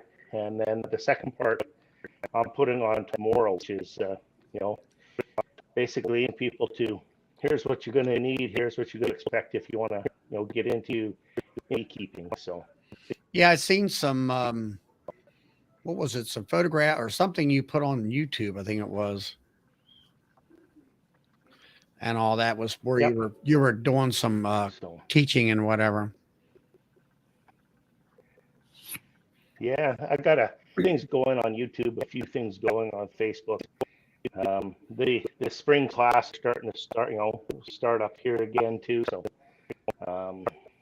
things are about to get busy. Mm-hmm. Now we got a question here from Morris. Let's see. He's got a big box of Italians. My first question is it doesn't say if it's in a single or a double, but if it's in a single, put another box on them. Preferably with some drawn comb. Yeah. Or you can put pull a couple drawn combs from the bottom box and put them in the center of the top box, and then put them on top of that other box. I would say the chance of them swarming before a good nectar flow is minimal anyways. Yeah. Well, he's out here. He might not be too far away. They're in a double. Oh, well, then reverse the boxes. He said they're on the Where top. we at? Oh, there, or down there at the bottom. I was looking for it. Yeah. Or they're in a double. Yeah. I mean, if they're up in the top box, that's like Joey was talking about, is that you need the bottom box 9 times out of 10 is going to be completely empty of any food or brood. And then you would switch them. Where are you located, Morris? I know you're a truck driver. Flip 'em around.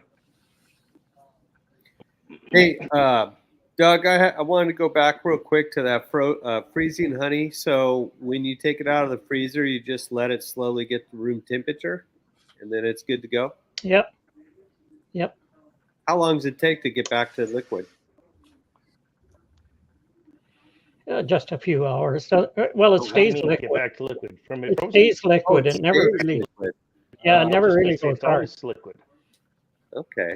It'll be just a thicker liquid when it's real cold. Because I might have to put my buckets next year or this year in the lay down freezer so they don't crystallize on me again. Well, Morris, what's your first name? I'll put it to you that way. He's up in New York State, so he's in cold country up there. So he's got a while to wait. They might be out of food too. If they're up in the top box, they might be already out of food. Yeah, that could be a possibility too. You might want to put a shim, if you don't want to break the boxes open, you might want to put a shim on and put some sugar cakes on. And then when it warms up, reverse them. Yeah. Don't put any liquid heat on them right now. What's it like over towards you, Doug? What was that, James? I was going to say, what's it like over towards you? We've been close to double digits, if not in them here, the last 3-4 days. We haven't got double digits, but we've been thawing the last 3 or 4 days.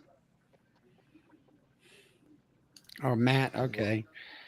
So I sent Brett and Ian a picture of my thermometer on my truck, and they basically just told me to keep that shit over here. Thanks, Matt. We always like. So he's got fondant. So I guess the question is, are they taking the fondant right now? And if they are, I would leave them alone until it warms up, and then I would get some liquid feed on. Yeah, well, the fondant is definitely good, and you know, if you get a little bit of warm weather, you might want to, check them, and just keep, if it's depends on how cold it is up there, and all. I Matt, was going to say, is it at or above freezing?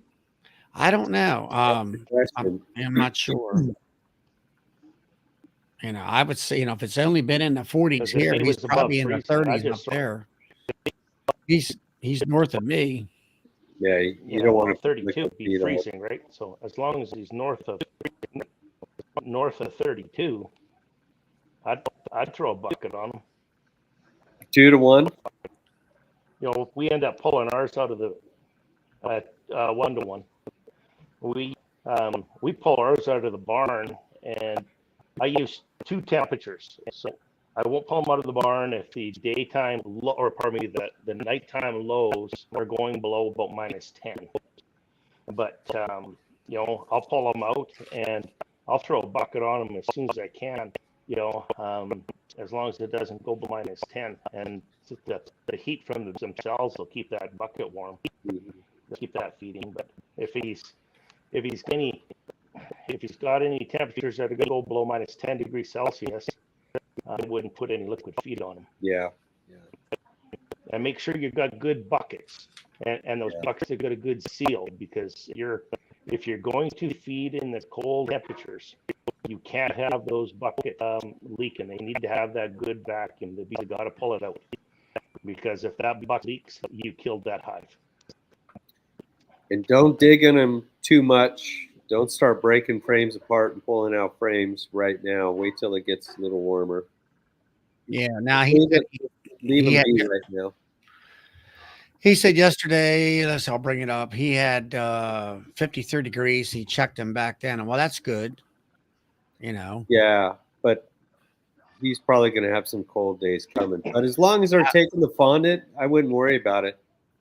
And there's a big population of bees in there, so they should be fine. Yeah. Just monitor the fondant. And if you have to put more on, or dry sugar, whatever it may be, then do that. And then when it warms up, then you can. So, says James, you're saying that you feed liquid at 10 degrees Celsius? And what is that, Charlie? What's the conversion? 10 degrees is 50 degrees Fahrenheit. 32 is. Yeah.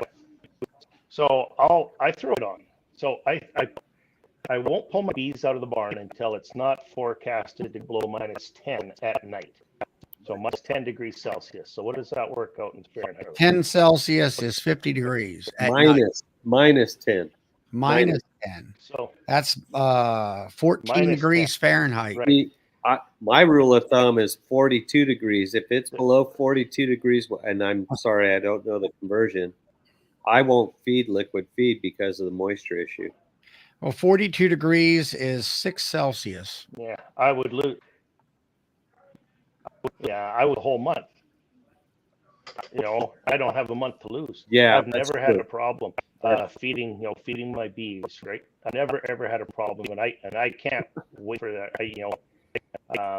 I afford to lose a month. So yeah, as long as it is above -10 degrees Celsius, I will pull the bees out and I will throw a bucket on there and I will get them going as soon as those bees will take care of the rest. And even at that temperature, they will suck that first bucket down in probably, now I use a gallon bucket. They'll probably empty that bucket in 5 to 6 days. It'll be gone. Yeah, they're not storing that anywhere. They're just eating. And I've had it. Absolutely, I've had it too, where it's frozen and snowed and cold, and I still haven't had a problem. I'm surprised Bob isn't frozen and he can still text there. Yeah, we'll still get frost up here till about May long weekend. it's not unusual to get freezing temperatures. So we've got to feed when. Hey, James. Oh yeah. Before you go on tomorrow night, you better double check your audio with somebody because your audio is choppy on top of the 3 or 4 second delay. Well, I'll go out and I'll come back. It's quite often that's all it takes. So give me 2 minutes. I'll be right back. All right. I didn't mean to kick him off or have him leave. Just so they're feeding now. They're out in today in Illinois, I believe. That's where Tom. I thought they were in Missouri. Or Missouri. Missouri. They're in St. Louis. Yeah, they're in the STL. What's STL stand for? South St. Louis. Oh, is that what it means? Louis. Yeah, that's an airport code. Missouri. Okay. So it's warmer. I mean, it was no 60 degrees here today. That's for sure. Well, it was about, it was that or a little more here, but that's good for Missouri this time of year. February could be brutal. Well, for most of us, except for Doug. Doug would wear shorts in Missouri in February. No, I wouldn't. How's that? Any better? Oh, perfect. Yeah, way better. Yeah. So I can't blame AT&T. I got to blame TELUS. Hey, maybe Todd. Maybe it's a weather balloon. Huh. But yeah, Hey, like I said. hey, Todd. Yes, sir. I was going to tell you, talking about putting. Doug was talking about putting the honey in the freezer. Mm-hmm. Bob Benny had a video about that a few months ago. Really? He kind of went in the depth about it. It was pretty interesting. I just wanted to tell you that. If I find it, I'll try to get a link of it to you. Oh, I'll find it because I subscribe to him, and I usually watch his videos every Sunday, and I missed that one for some reason. I'll look for it. Yeah, a couple months. It's been a few months ago. Okay. And Ripple Effect, I don't know where he's at. He's 78 degrees tomorrow. He must be over there with you, Todd. Arizona, maybe. I don't know.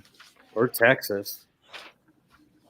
Well, like I said, we're getting temperatures here, double digits, and I don't even think it froze. Well, it didn't freeze last night. I got in my car this morning to go to work. It was still plus 4 degrees Celsius.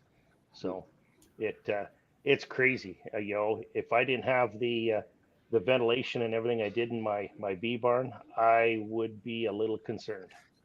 Wow. As far as keeping them down at 4C? Absolutely, yeah. No. How's the drop in your shed? Well, bees are still dropping, so I guess I still have bees. Mm-hmm. But it's not more normal.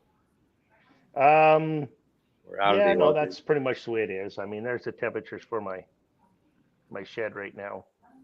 AJW. So our forecast here, James, we got a Chinook coming. We're supposed to hit +7 on Monday. Tuesday, we're supposed to be -24 for a high, -30 at night. So Bob's going to be vibrating. Sounds like Alberta weather. Bob's going to be a popsicle. He's going to be vibrating. Yeah, well, we're supposed to get rain tonight, and then snow on Sunday, and then what's that? Oh, my wife just told me it didn't rain. It snowed a little bit. So, our weather's absolutely crazy. So I literally think there's only been maybe a week and a half of any temperature at all where I needed any winter clothes. I mean, going to and from work, pretty much just throw a vest on and away I go. I mean, it's absolutely crazy. Yeah, we've had 1 week where I put the heavy parka on. Yeah, and we have no snow. Like you couldn't roll it. I feel for anybody who bought a snow machine this year, because not even in the mountains. You can't even go to the mountains and get up to the snow in the mountains. There's no snowpack in the mountains. Here's how bad it is. The Alberta government already put the fire bans on here. So we have no snow. It has been that dry. Our fire bans are on full bore. So it is not going to be a good season. What's the average temperature has been? Like you say, it's been warm. How warm is it at your place? Oh, it's been right around freezing pretty much all winter here. So Just it's been at hovering. zero Celsius? Yeah. Well, isn't that cold enough for you? No, I'd prefer to see the minus 20 degrees Celsius and sit there for a couple months. Hell, that's -4 Fahrenheit. I mean, so, God Almighty, I don't know how you stand it. It sure helps us, keep our bees. You got to remember they're inside for 6 months, so it helps to slow them down for sure. I would just as soon stay about -10 through the winter. This borderline freezing thawing, our bloody roads are terrible. Snow sticks to them. We got ice. Well, Not you don't nice. have any blacktop up there, do you? Yeah, that's the blacktop we're on. Yeah, all our highways, although people don't think it, we have highways, and I don't know if you'd call them interstates, but we got the Trans-Canada that goes all the way across. There's a lot of the roads are all paved up here. It's all paved. So. No, I mean I've know out in the Midwest of the United States, let's say Oklahoma and different places, you get off the main highway. Most of those roads are gravel. Oh yes, that's how it is here. Yeah, our farm roads are all gravel pretty well. Yeah. And all that, and we're around here actually have a gravel road. There's a few. It's got to be way out in the middle of the boonies in order to actually have a gravel road, but most everything is blacktop. Of course, in the boonies. What do you say, Charlie? I live in the sticks.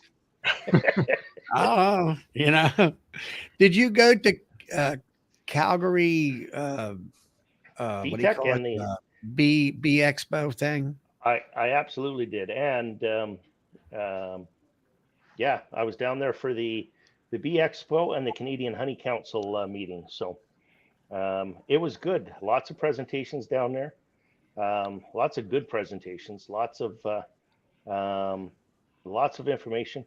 I was surprised there wasn't very many vendors, but the vendors that were there, we quite enjoyed. So it was two full days of presentations and 1 day meeting with the Canadian Honey Council.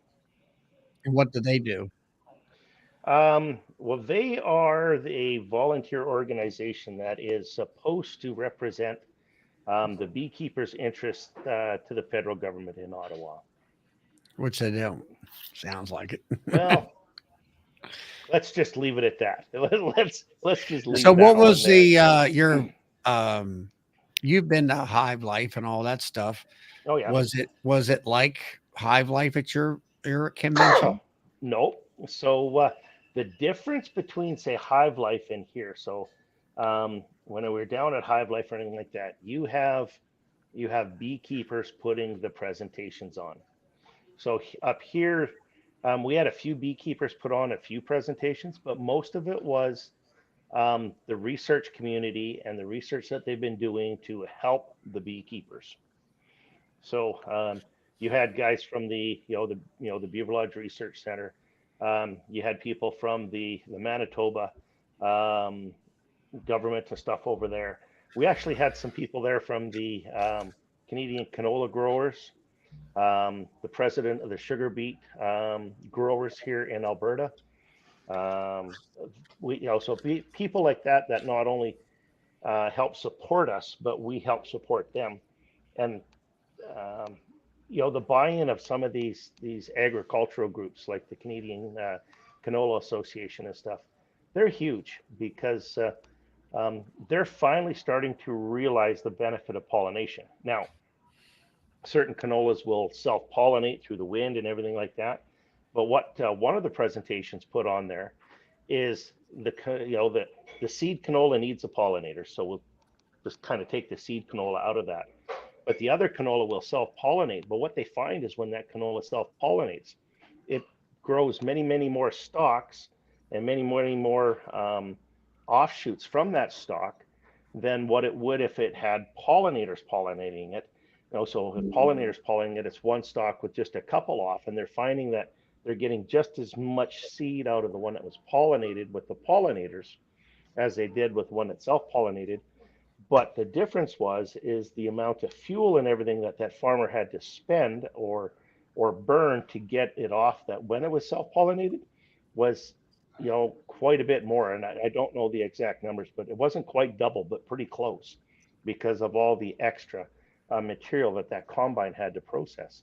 Things like that. They had one presentation there. So you're saying that they're combining it and there was so much extra chaff, I'll say, because Correct. it was self-pollinated versus if it was bee pollinated, you didn't have as much chaff to process. Right. What they found was the plant spent more time growing that stalk or that seed pod rather than growing stalk. So they ended up getting the same amount of seed out of both of them. All right, the stem or the stalk. Yeah. Okay. So things like that. I read one study, even self-pollinating canola, they said with bees, you could expect a 3 to 4% increase in the crop. Just better pollination. That could very well be possible because that's what I was about to say is that plant spends more time growing that seed pod and the seeds, and they put the energy into that rather than putting it into growing the stalk.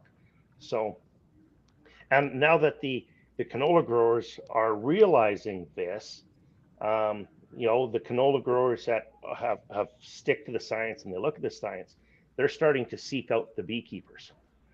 So they're starting to become a relationship there between the growers and the beekeepers, which is huge. I mean, you guys down in the States realize this years and years and years ago. We're just a little bit behind the 8 ball up here, I guess.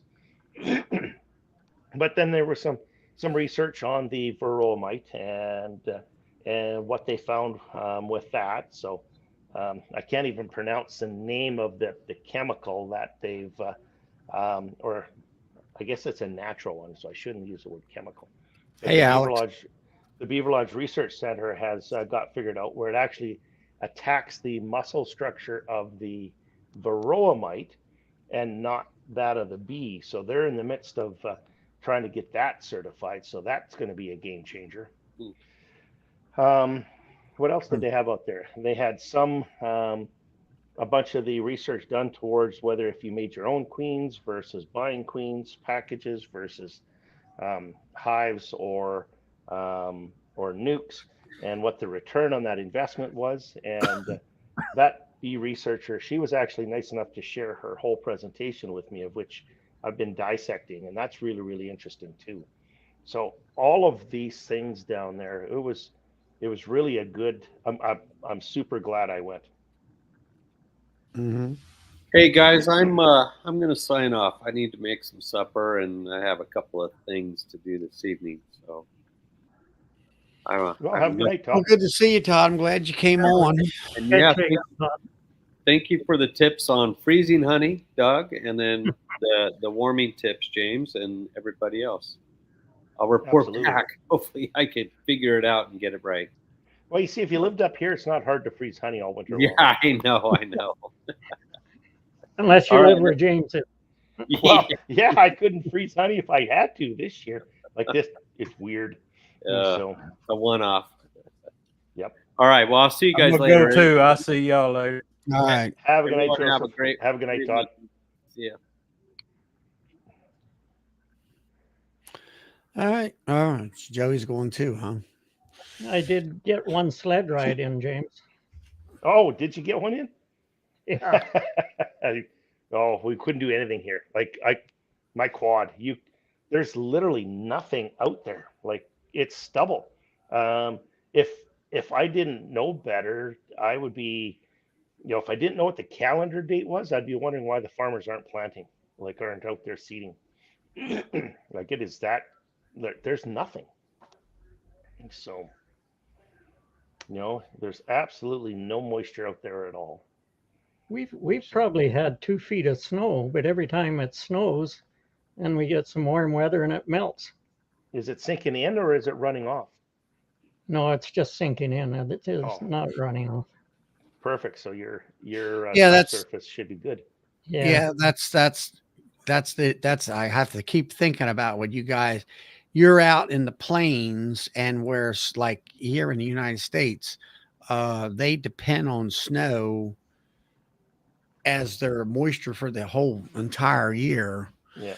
And then like in I think in California, I think Todd was talking about it, where they put ponds and dikes and things like up in the mountains where they hold a lot of all that snow. That snow melts up in the mountains, and they, hold all that water to feed the valleys and stuff like that, and do irrigation and everything. Yeah, Doug's more on the plain. I'm more in the foothills. Okay. Yeah, well, we're parkland area, really. Like, we used to have a lot of bush. It's disappearing. Well, had what? A lot of bush.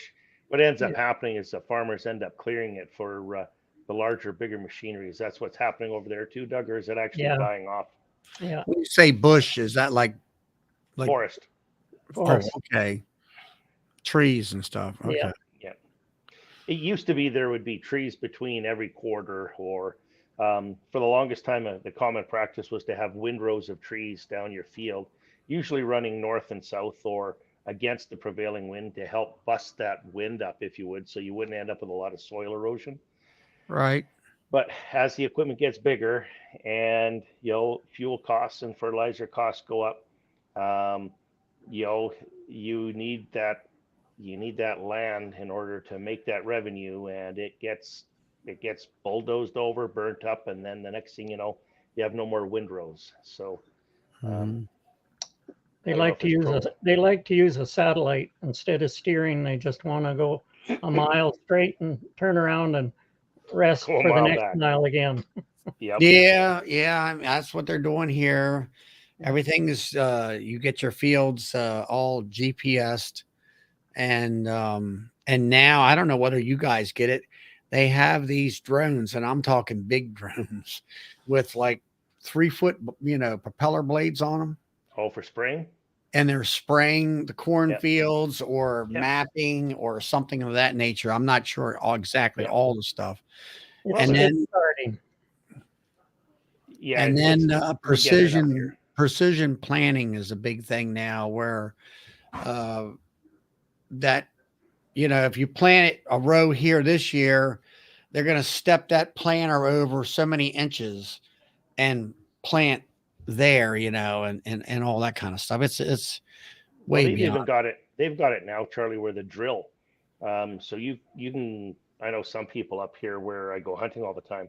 They've actually gone out and they've took soil samples at the low spots, the high spots, and everything, and they know exactly that drill will turn that nozzle on or off for fertilizer or. Yep. I got a guy that plant where you see the brown behind me there. He used to farm our place up until this year. My son took it back over, and he spent $100 and some thousand on a fertilizer spreader, a broadcaster.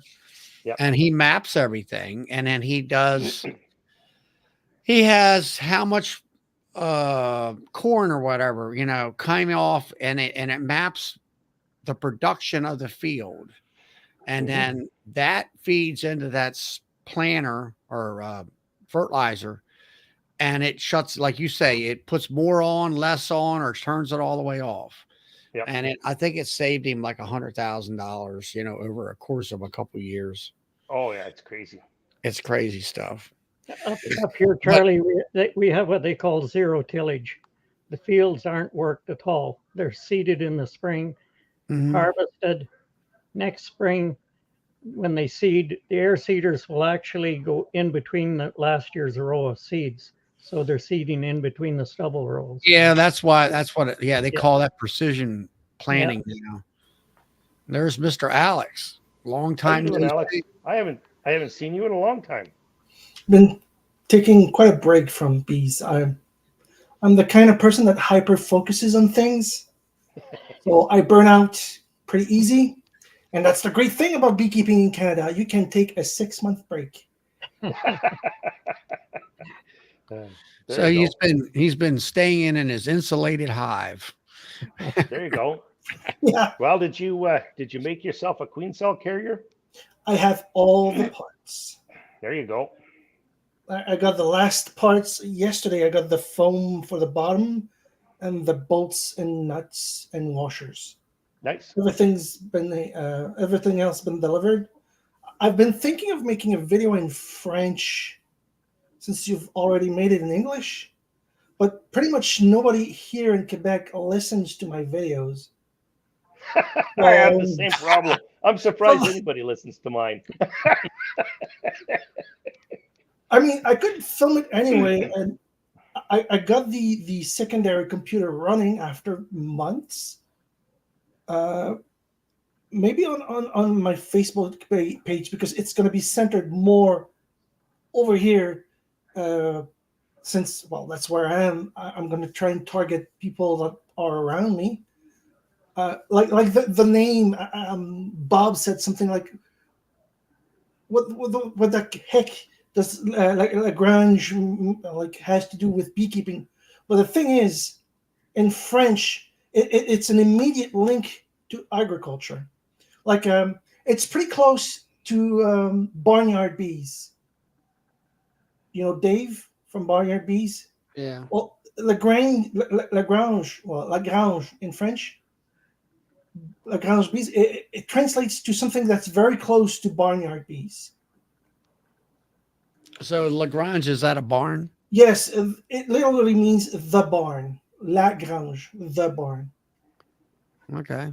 So, like, instantly, the agricultural theme is linked, and it's got something to do with the scientists I like. Okay. Whatever it takes, That's the way I look at it. Absolutely. I saw have you got any sales going on? More than last year. Like last week, somebody dropped by and got 2 jars. Hey, like the sales are increasing. Well, it takes, it takes time to build up your clientele. Yeah, definitely more sales than last year. That's for sure. That's just keep. Before Christmas, somebody dropped by and got a full case. Then I got 1 or 2 more purchased around Christmas time. Then, like I said, pretty much dead in January. Last week, 2 more sales. So like it's increasing slowly, but my guess is at some point it's going to be exponential. Well, time now to, do you have allergies up your way? Season? Start promoting that. You can cure them. No, I can't say the cure. I can cure them on that. I can insinuate it, but I can't say it. Yeah, whatever. But I have to congratulate you, Charlie. You got the freaking lifter. Oh, yeah. Beautiful machine. I want one. Just don't have the room to actually store. I put that setup video, the unboxing video, and actually one of the I got I got an email from a lady that where Laura and Nancy belong to the same Pennsylvania club. This lady also belongs to her. I actually found out, she called me up, and she's got 90 some hives, and I'm like, really? Just, she's in her retirement years and stuff, but she's ready to pull the trigger on buying that thing. I said, she has 8 frame. I said, well, you need to call to Boris about making, I guess he can make one that will hook up to 8 frame boxes. Well, yours will. Huh? Yours will. Mine will? Yeah. That's what she wants. She wants one just like mine. She's ready to. Yours will hook up to an 8 frame box too. They're going to go all the way in. Now, the only thing that if it doesn't. Yeah, but I got mine. My jaws are all the way in. Oh, so he made yours a little bit longer then. I can shorten mine right together so it'll attach to an 8 frame box too.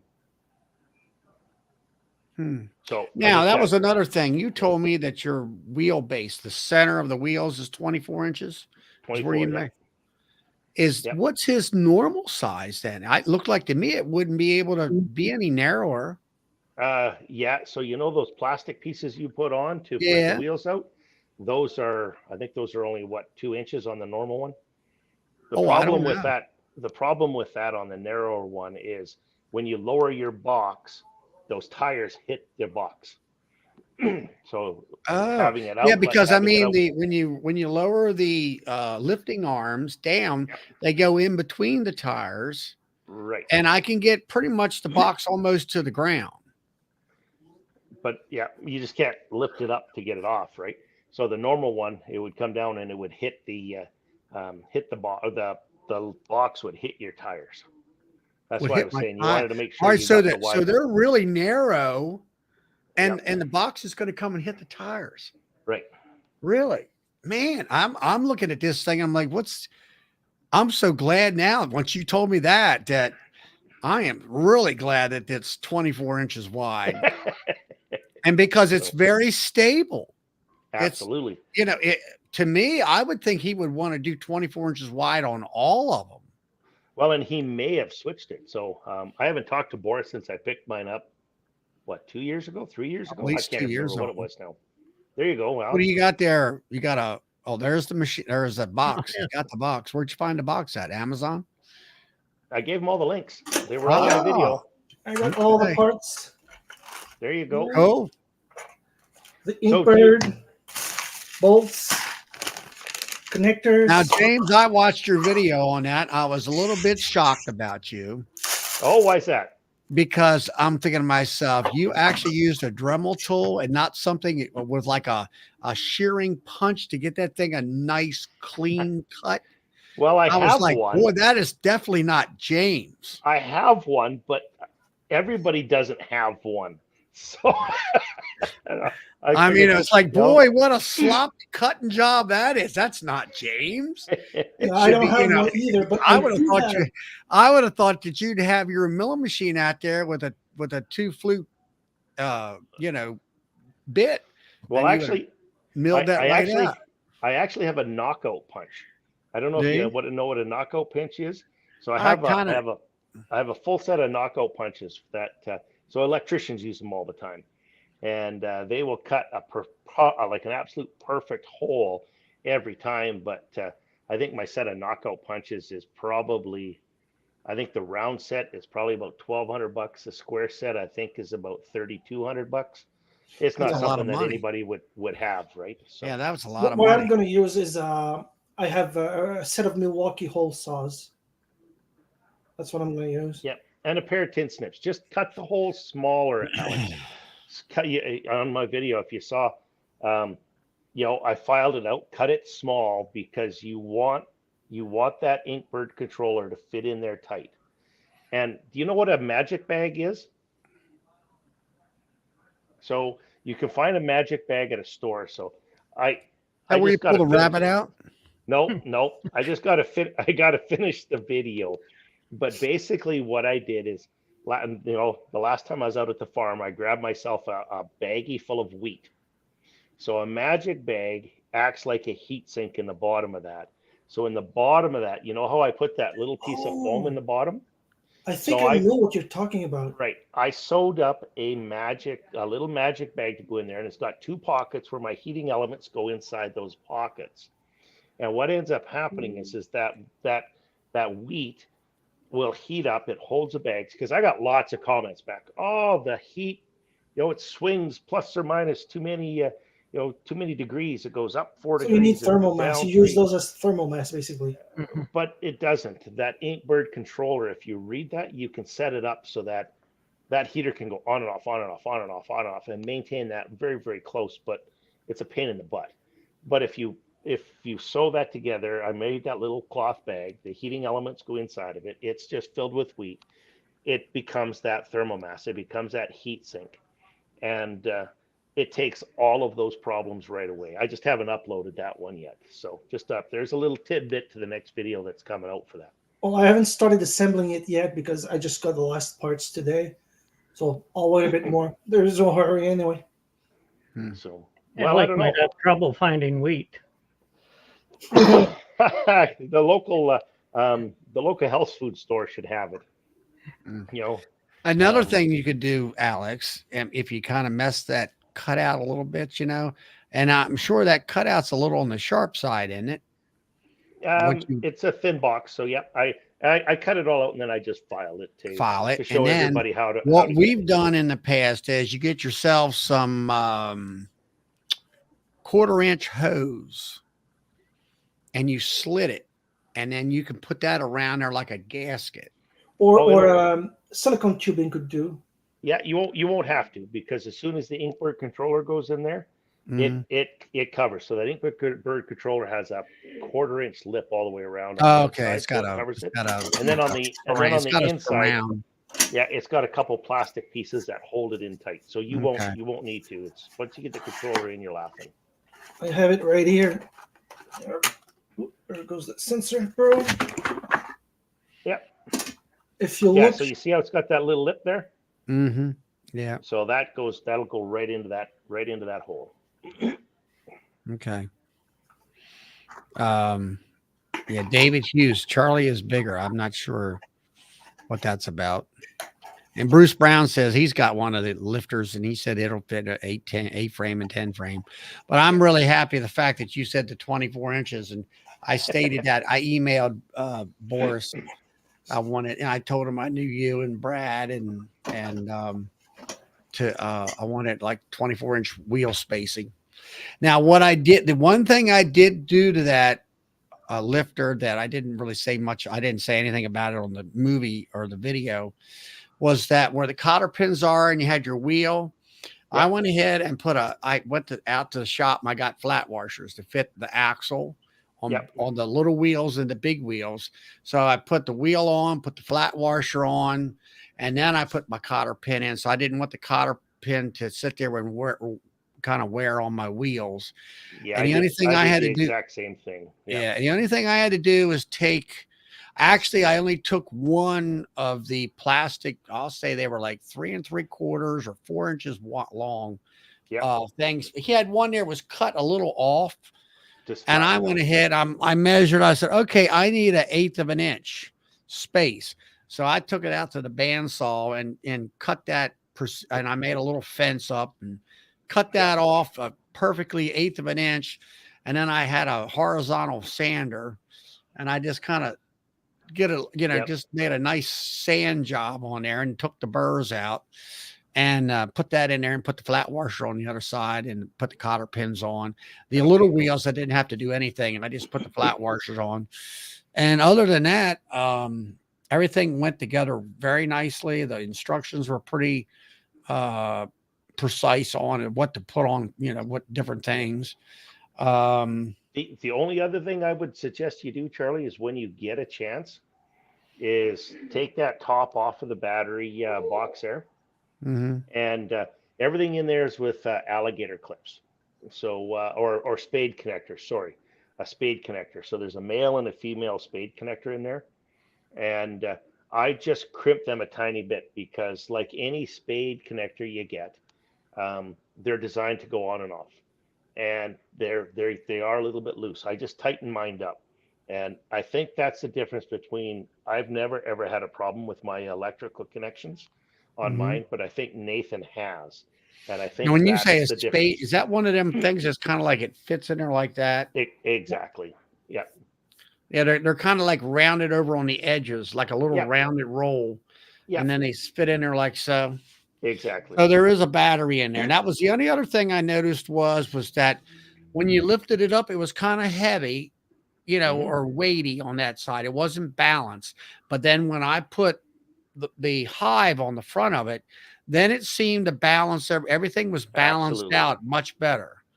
And then one of the good things that I noticed by just using them on them 2 hives is that I had the one hive where I had to put that super down, which I didn't know that at the time. And I had it maybe a couple feet up off the ground, not that much. And it was balanced enough that it sat down on them back wheels, and then I could go over there and grab a box and put it on the ground so I could detach it.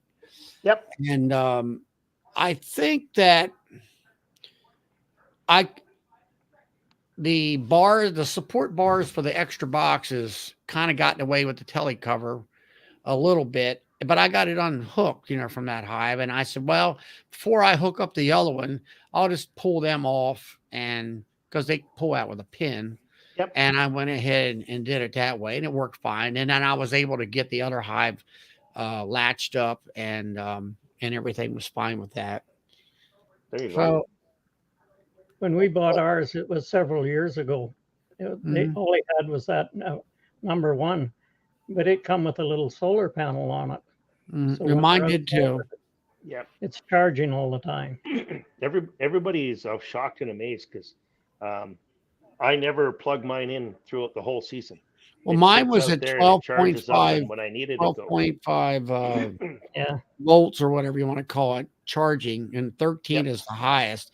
Now, there's a English problem on his notes there. He had a little thing there stapled to the list on how to set, put the thing together. Right. And it just doesn't read right. Well, Something you do know about English is not Boris's first language. I know it didn't.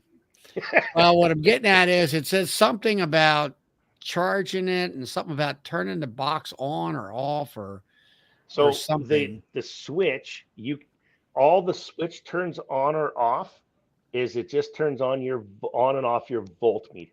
That's all it does. It doesn't shut your battery off. It does. So it just turns on the voltmeter.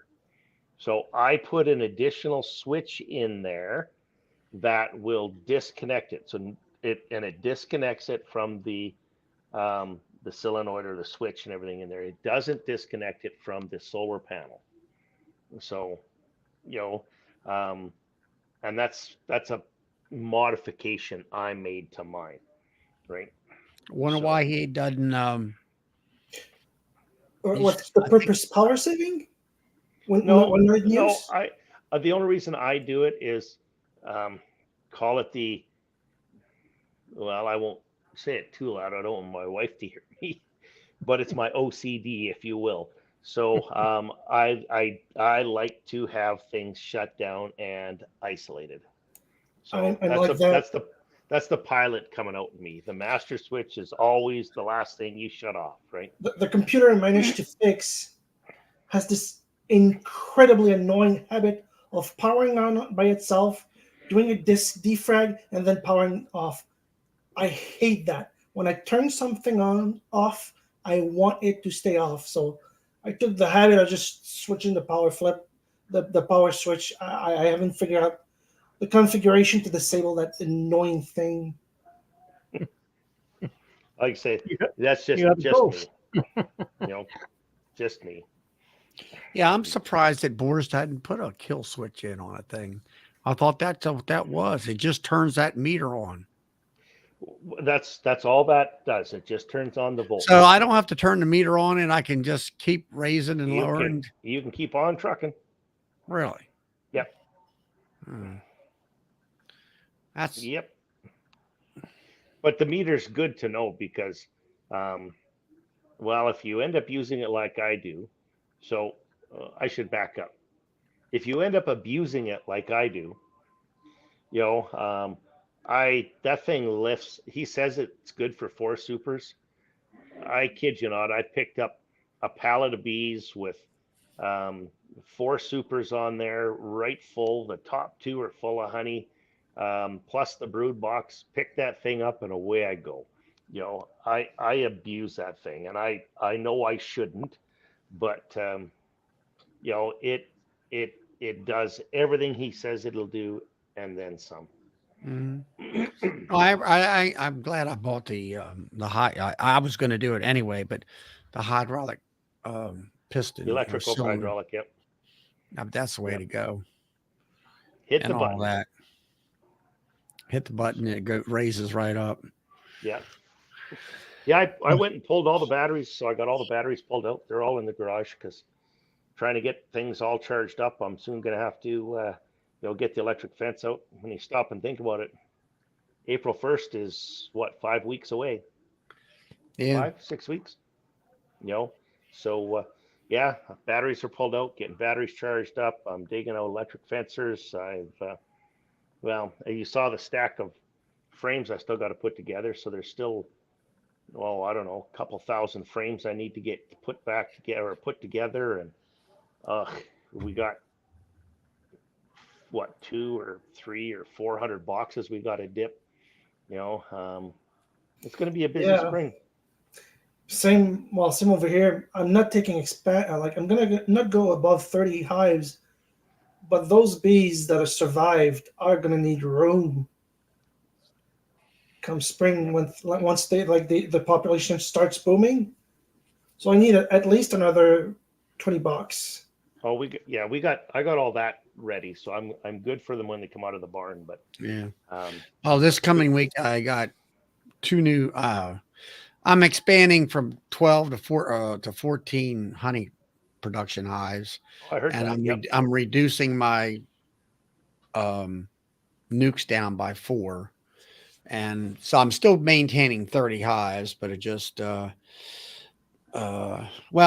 this past year, 2023, I sold the most honey I've ever sold, and that was 1,100 or a little over 1,100 pounds, which that's pretty it good. Averaged out to 15 pounds a week, which that's a good amount of honey for me to, I have aside from what I have packaged. So I've got, what have we got packaged there? We got 6, 8, just shy of, I guess, 1,000 pounds, all bottled up and packaged.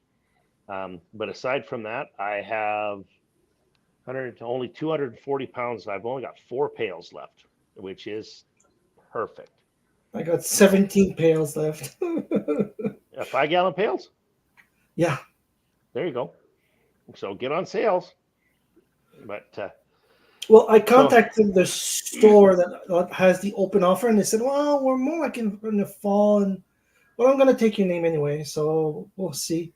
So I got myself a heating blanket and started melting the honey because it crystallized. Well, and then the pallets. So Alan and I figure we're going to make probably another 100 to 150 pallets. So that'll give us between 200 and 300 more hives here. So what are you going to run, about 600, James? Where do we want to get to? Yeah, where you want to get to, that type of thing. Our goal here now is to be north of 1,000 hives. Really? Yep. Now, we won't be there this year. We probably won't be there next year, but we will definitely be there in 3 years. So. Now, Doug, I got my hive lifter. I see you got yourself a new toy. What, or is that a replacement from what you had? That basket? No, we had our crane all last year, but there was a design flaw with the basket. When we wanted to lift more than 2 honey supers, it wanted to spread and drop them. Yeah. And I had to tell the company that their design wasn't worth a crap, and me and their engineer kind of got together, and he give us something I think will work fine on it now. Yeah, but didn't you? It was your video, I'm almost sure, where. Oh, he had that in waiting. He just set that up this year. Yeah. You had when we went and bought, I was late with the videos, so when we get some cold weather, I just go back and throw some more in. But that was what you got this past year, then. Yeah, last spring we unboxed that. Yeah. Okay. Yeah. That's what I was saying too. Whenever we get some cold weather, I'll edit videos. I had no videos this winter because we had no damn cold weather. If the weather's good, I guess I'll get out and get this done. Oh, yeah, it's good. I guess I'll get up and get this done. Yeah. It's been the same over here in Quebec as well. Like, I don't think we've hit -20 at all. Oh, we hit some, and in fact, down at the mill, we just heard the biologists and stuff down there. We got this beast up here called the mountain pine beetle, which is crazy because it's a beetle that will burrow into the pine tree, but it can only live off of the sap of the pine tree, but it kills the tree. But anyways, that 1 week that we had up here, that week and a half that we had a cold weather, of course, it was, south of minus 40 degrees Celsius. They had a 98% kill off rate of the mountain pine beetle in this neck of the woods. So that's great news. But other than that, Yeah, they got that it. pine beetle down our way too, and that's where they're letting a lot of the forest burn, to kill that damn thing. It's a Now, destructive little Shane, beast. Shane, do any of the lifters move on battery too? No, not that I know of. There's some over in Europe that do, but they don't.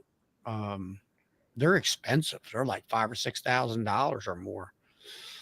The ones I've seen, and they seem to have lots of lifters over there in that part of the world. The only problem with our lifter, Charlie, it's on a Ford truck. So far this winter, it's cost me $6,000. Oh, what's that? New? We had to put a new head on it. No, it has fuel problems and stuff. Ooh. Is it? Yeah, I'm sure it's diesel, right? Yeah. Oh, I'm not going to tell you. It's like I got a 550 Ford, and a year or two ago, the notorious 6.0 diesel has a head problem, so I had to put a whole new head and everything in there and rebolt it, as they call it. And then I took a load of wood, dropped it off, and I'm coming home, and this thing just dies on me right there on a two-way road. And I'm like, and then I waited. I'm talking to my brother. I don't know what the hell we're going to do with this thing. And then it would start. So I got up to the intersection and made my right-hand turn, and I could feel it start to buck a little bit. So there happened to be a church parking lot right there, and I wheeled in there. And it wound around where we took it down a road again a little bit, at least my brother did, and we parked it at a farmer's farm that we knew. And so they changed filters and whatever and put some fuel in it and filled it up. And then we called the guy that's specializes in them trucks. And so we wound around. It cost us, I don't know, $1,500 to $2,000 for a brand new fuel tank, because there's crap that's deteriorating on the inside of this tank, which is known problem.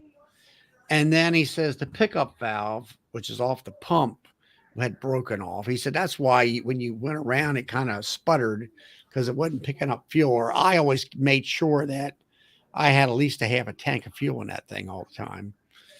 And so it seems to be working fine now. Now, I'm glad we bought a GMC. Well, I'll tell you, I asked him, I said, what about these diesels, and all that? He said, well, I said, what's a good engine out there right now? And he says, gas. Well, ours is diesel. So the one we're should be picking up here shortly is it's a GMC, but it looks like it's made by Isuzu. I don't know if you've seen those little cab overs. Mm-hmm. So everywhere we go up here, we've got good oil field roads or county roads. So I don't need 4-wheel drive or anything, but I mean, we're paying for that whole truck what Doug paid to fix his. So ours is an Isuzu, but it has a Ford motor. The truck we really like for maneuvering in the bee yards and stuff. You can't beat it. Is it a cab over? Yeah. Yeah. Okay, so we're probably the same thing. We're looking at same thing, the exact same thing. Except yours is what is it? You bought a truck, James? We have a B truck. Yep. So then, are you going to put a crane on like Ian Scott and Easy? I sure like to. Probably won't be this year because, well, as you know, we've got an extraction line. Yeah, how's that coming along? Have you had time to fool with it? We've got the honey pump that came. We got it ripped apart. Those we had to order some parts for that. We've got the auger ripped apart. It's actually sitting in at the powder coaters right now to get it powder coated. They had to fly in some special powder coating, so it's got to be food safe. So they don't keep So that this is the on auger stock. that's in underneath the Uncapper. on the capper. Now that augers. It augers it into the wax spinner. Okay. So And then you're modifying the wax spinner to do more automotive type maybe of some sort. there's a good possibility. Yeah. So, but it doesn't fit in my garage. So we have worked out a deal with a farmer, and we're going to be, well, actually, it's Alan's brother. So he has a big farm out there. They used to have, a big dairy barn and a big chicken barn, and they're both sitting empty. So we're probably going to be modifying one of those and completely retrofitting that. So that's going to take up some money. So yeah, the crane won't be this year. That's for sure. No, but I mean, at least you went from 12 to 60 frame cowing, Absolutely. It's going to be a little bit nicer. You can use that little tractor out in the yards. That's exactly why we're not jumping to the crane right away. Right. Keep your eye on Cancade and Brandon, and see they're making a crane, and see what it turns out to be, James. Oh, I did contact them. They wanted like 50. What was it, 58,000 or something like that? I did contact them, and man, that's expensive. I mean, the Easy Loader is cheaper than that. Oh, the Easy Loader we priced was over 60,000. Oh, well, they had. I was just talking to him. He was here in Calgary, and what did he say? 50. I think it was 55. And yeah, the can crane there that they were at 58, Really? and I'm like, goodness gracious. See, I think ours was about 34. There you go. Well, that's what I was asking him. I was asking the guy there with the Easy Loader, like, have you guys figured out a way to make these things affordable yet? And he just kind of smiled and he says, yeah, work on the exchange rate. But that doesn't work very well for me. Well, I thought they're made in Australia, and our dollar's better than theirs. It is. So go figure. Yeah. Right. But, well, I've been known to travel. So who knows? Maybe there's a trip to Australia. I don't think you're going to get a trailer across the duck pond. Oh, trust me, it wouldn't take me much to get that across the pond. Well, you probably could fly a C-130, no problem at all. Actually, I know a few people that fly one. Northwest Airlines, or not Northwest Airlines. What the heck is it? Northwest Transport. They've got a private C-130 Hercules stationed out of Yellowknife, and I know those pilots very well. So yeah, got connections. That was nice. So, but it'll come. So we've got lots. We are not going to be bored this year. So Alan and I are going to be busy. We know where we want to be. We know where we want to be in 3 years. We're stepping it up, and yeah. Now we just got to get there. Yeah. Well, that's great. I mean, and that's like myself. Like I was saying, I sold more honey this year because I had a keeper right up the road from me that used to buy bees from me. He was pre-grower mite keeper, and I think he just got tired of it all and never grasped that. What would you say? Mite treatment program, and so he's done, and he's been pointing everybody to me as far as honey sales, which is great. And my main thing, and I've said it, I guess maybe on before, where I get I don't know, a little stressed out with beekeepers buying my bees, that some of them don't know how to, they don't handle the bees the way I would like for them to handle them, and put them in the hive and don't mess around with with the bees, make sure you know what you're doing. That's the hard part, and it took me, I'm going to say, the first 2 years to get to the point where I had to understand that those bees were a commodity.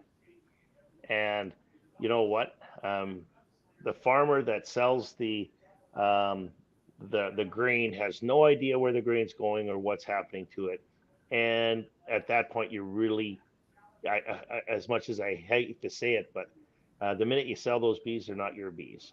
You know, there's some people that say, oh, well, you know, it's good if those people that buy your bees, if they kill them that winter, they'll be back to buy some more. Now, I disagree with that, which is why I will help everybody I possibly can out. But at the same token, I do have to understand that once those bees are purchased and bought from me, they're no longer in my control. I did everything I could to make them as healthy as I could when I sell them. And after that, it's out of my control. So, you know, Yeah. I mean, I'm still going to be able to. I had originally wanted to sell 20 boxes of bees, you know, and so much on the honey side, and then honey sales have started creeping up, like I say, this year, and I'm looking at um, 2 less hives that I have to fool with, but I could still have 16 nukes where I can keep 10 for sales and 6 of them for my personal backup, as I call it, you yep. know, as far as, you know, I could keep at least 6 of them everywhere out. Like last year, I had queen issues for about 4 hives. Now last year was all brand new queens put into the box. So they should be, what would you say there? They're going to go through this year and maybe next winter.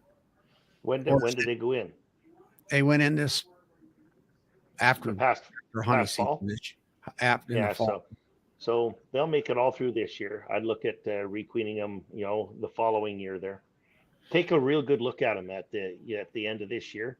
If Mm-hmm. that pattern and stuff like that starts to break up or get splotchy at all, just requeen them. Yeah. You know, we've got things set up to have four starter hives ready to go. Um, as you know, I got 30. I'm down 32 hives in the barn already this year. Well, So, that's because of vandalism and everything else. but Yeah, it's still what lost. happened there? They broke into the Damn. building and left the door and stuff like that open. Bunch of damn thieves. So I mean that's still loss. So I've got 30 hives there. So I've got to make up. But aside from that, we still are hoping to have north of 100 nukes for sale. So but once again, I won't sell the nuke unless it hits my standard, and I've got a pretty high standard of my nukes, which is maybe why they're very much in demand. Um, but and then fill my equipment. So, the first 30 or 32 or whatever are going right into those boxes. So You have to pace yourself. You can increase to where you can't handle what you have. And Yep. then it gets to be real work. It's not a whole lot of fun now. Well, see, that's what happened to me. I got up to the point where I was pushing 50 hives one year, and I'm like, man, I mean, all I was doing was like, you work 7 days a week constantly with these bees. And Well, I didn't, we were fun per se got out of it. It become real drudgery type work, you know. Now there's always people coming to me every day. Oh, that's a lot of work. It's a lot. I said, no, it's not a lot of work. It's not for me. I enjoy it. You know, it's well, we were over 300 last year, right? Yeah, you had what, So- 300 was it? Yeah. So 326, I think, is where we topped out at. But So- now was your partner, was he helping you at that time, or was No, it just so now all you? I've got a partner this year, right? So things will go a whole lot quicker, a whole lot smoother. So, and the 4-Hers. So we got twice as many 4-Hers this year. So that's going on there too. So, And how's your star helper? she's doing good. In fact, she's showing up to one of the questions that the pre-questionnaires that we sent out is, what's your biggest fear about getting into beekeeping? Right? And everybody's biggest fear is, I don't want to get stung. I don't want to get stung, right? And that was Kara's biggest fear, and she very quickly overcame that. I would say after probably the third visit, she was in there like a dirty shirt, and just going. And she realized that, yeah, you're not going to, every bee out there isn't out there to sting you, right? And so she's got a part to play in my presentation and stuff like that tomorrow too. So yeah, she's doing well. She's going to be grafting, and like I say, we're going to have four starter colonies going there. So we're gonna get our queens going and go from there. So I've Yeah. got my first graft already done. So it's in the starter finisher hive as we speak.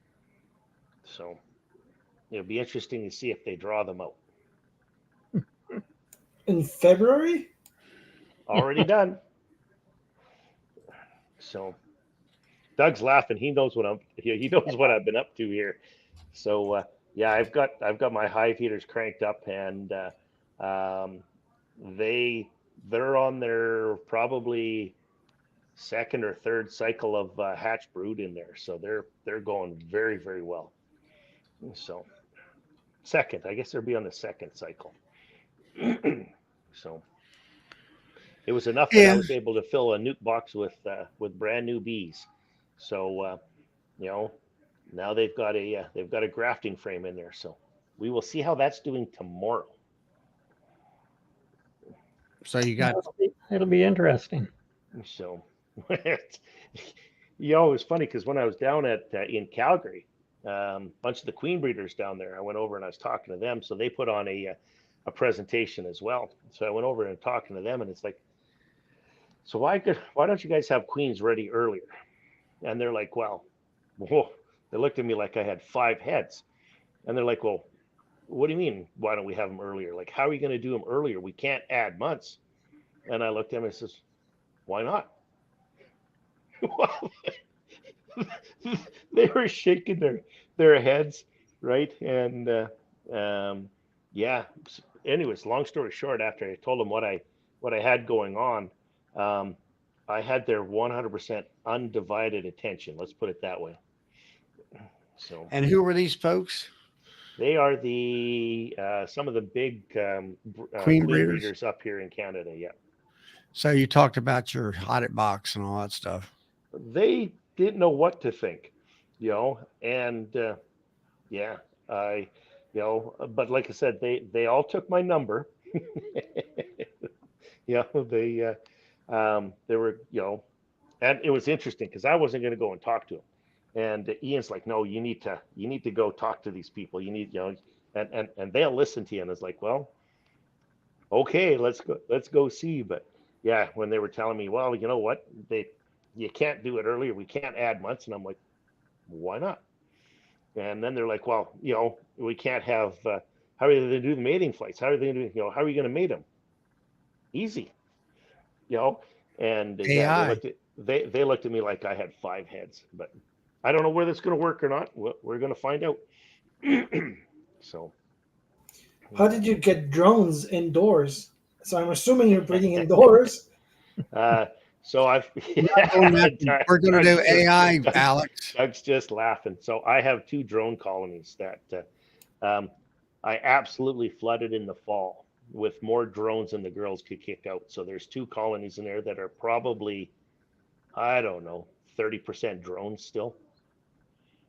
So are you going to do it naturally, or are you going to do an AI? Oh, no, it'll have to be AI. There's no way I can. Even with this weather, they won't be able to do a mating flight. So, and I've never done AI before, so even if I do get a queen out of all of this, I might kill her at that stage. I don't know, but you're never going to learn, and you're never going to know. Yeah, you got to try if you want to. So you learn by doing. So what's that? You learn by doing. That's the best way of learning. I mean, that's how I got into beekeeping. I watched a whole bunch of videos. I decided, why not? And apparently I'm kind of okay at this. So here I am a few years later with 30 colonies. I didn't think I would be able to, I wasn't sure if I was even going to be able to get brood in the bee barn. So the fact that I can get brood in the bee barn was exciting. A a lot of work, but exciting. Of course, I'm trying to dry out the rest of the bee barn for other reasons, and I'm putting wet sponges and stuff in these ones to bring their humidity up. So in the hive heater box in the bottom, I actually got a bowl with a sponge sitting in there to try and bring the humidity up in that one, and I'm sucking the humidity out of the rest of it, and it's just sometimes you go in there, you have to ask yourself, what the heck are you doing? But this is what happens when the beekeeper's bored in the wintertime. Now, would I be able to do hundreds of queens this way? No, not with my operation. Now, is it possible? Anything's possible, but it might not be feasible or economical. Yeah, but that way of thinking opens new avenues of, like, you might fail, but it might show the way to somebody else to figure out a different way of making it work. That's how research functions. Yeah. You never know. You just never know. Yeah, I remember when I suggested it to Doug and Brad, they both just kind of laughed. They're like, well, good luck with that. So, but We like I said, didn't discourage you. No, I wouldn't have listened anyways. I'm a little pig-headed that way. Well, guys, it's 11 o'clock here on Eastern Standard Time, so I'm going to go ahead and shut the stream down. Everybody can stay in if you like. All right. Well, good night, everybody. Good night, everyone.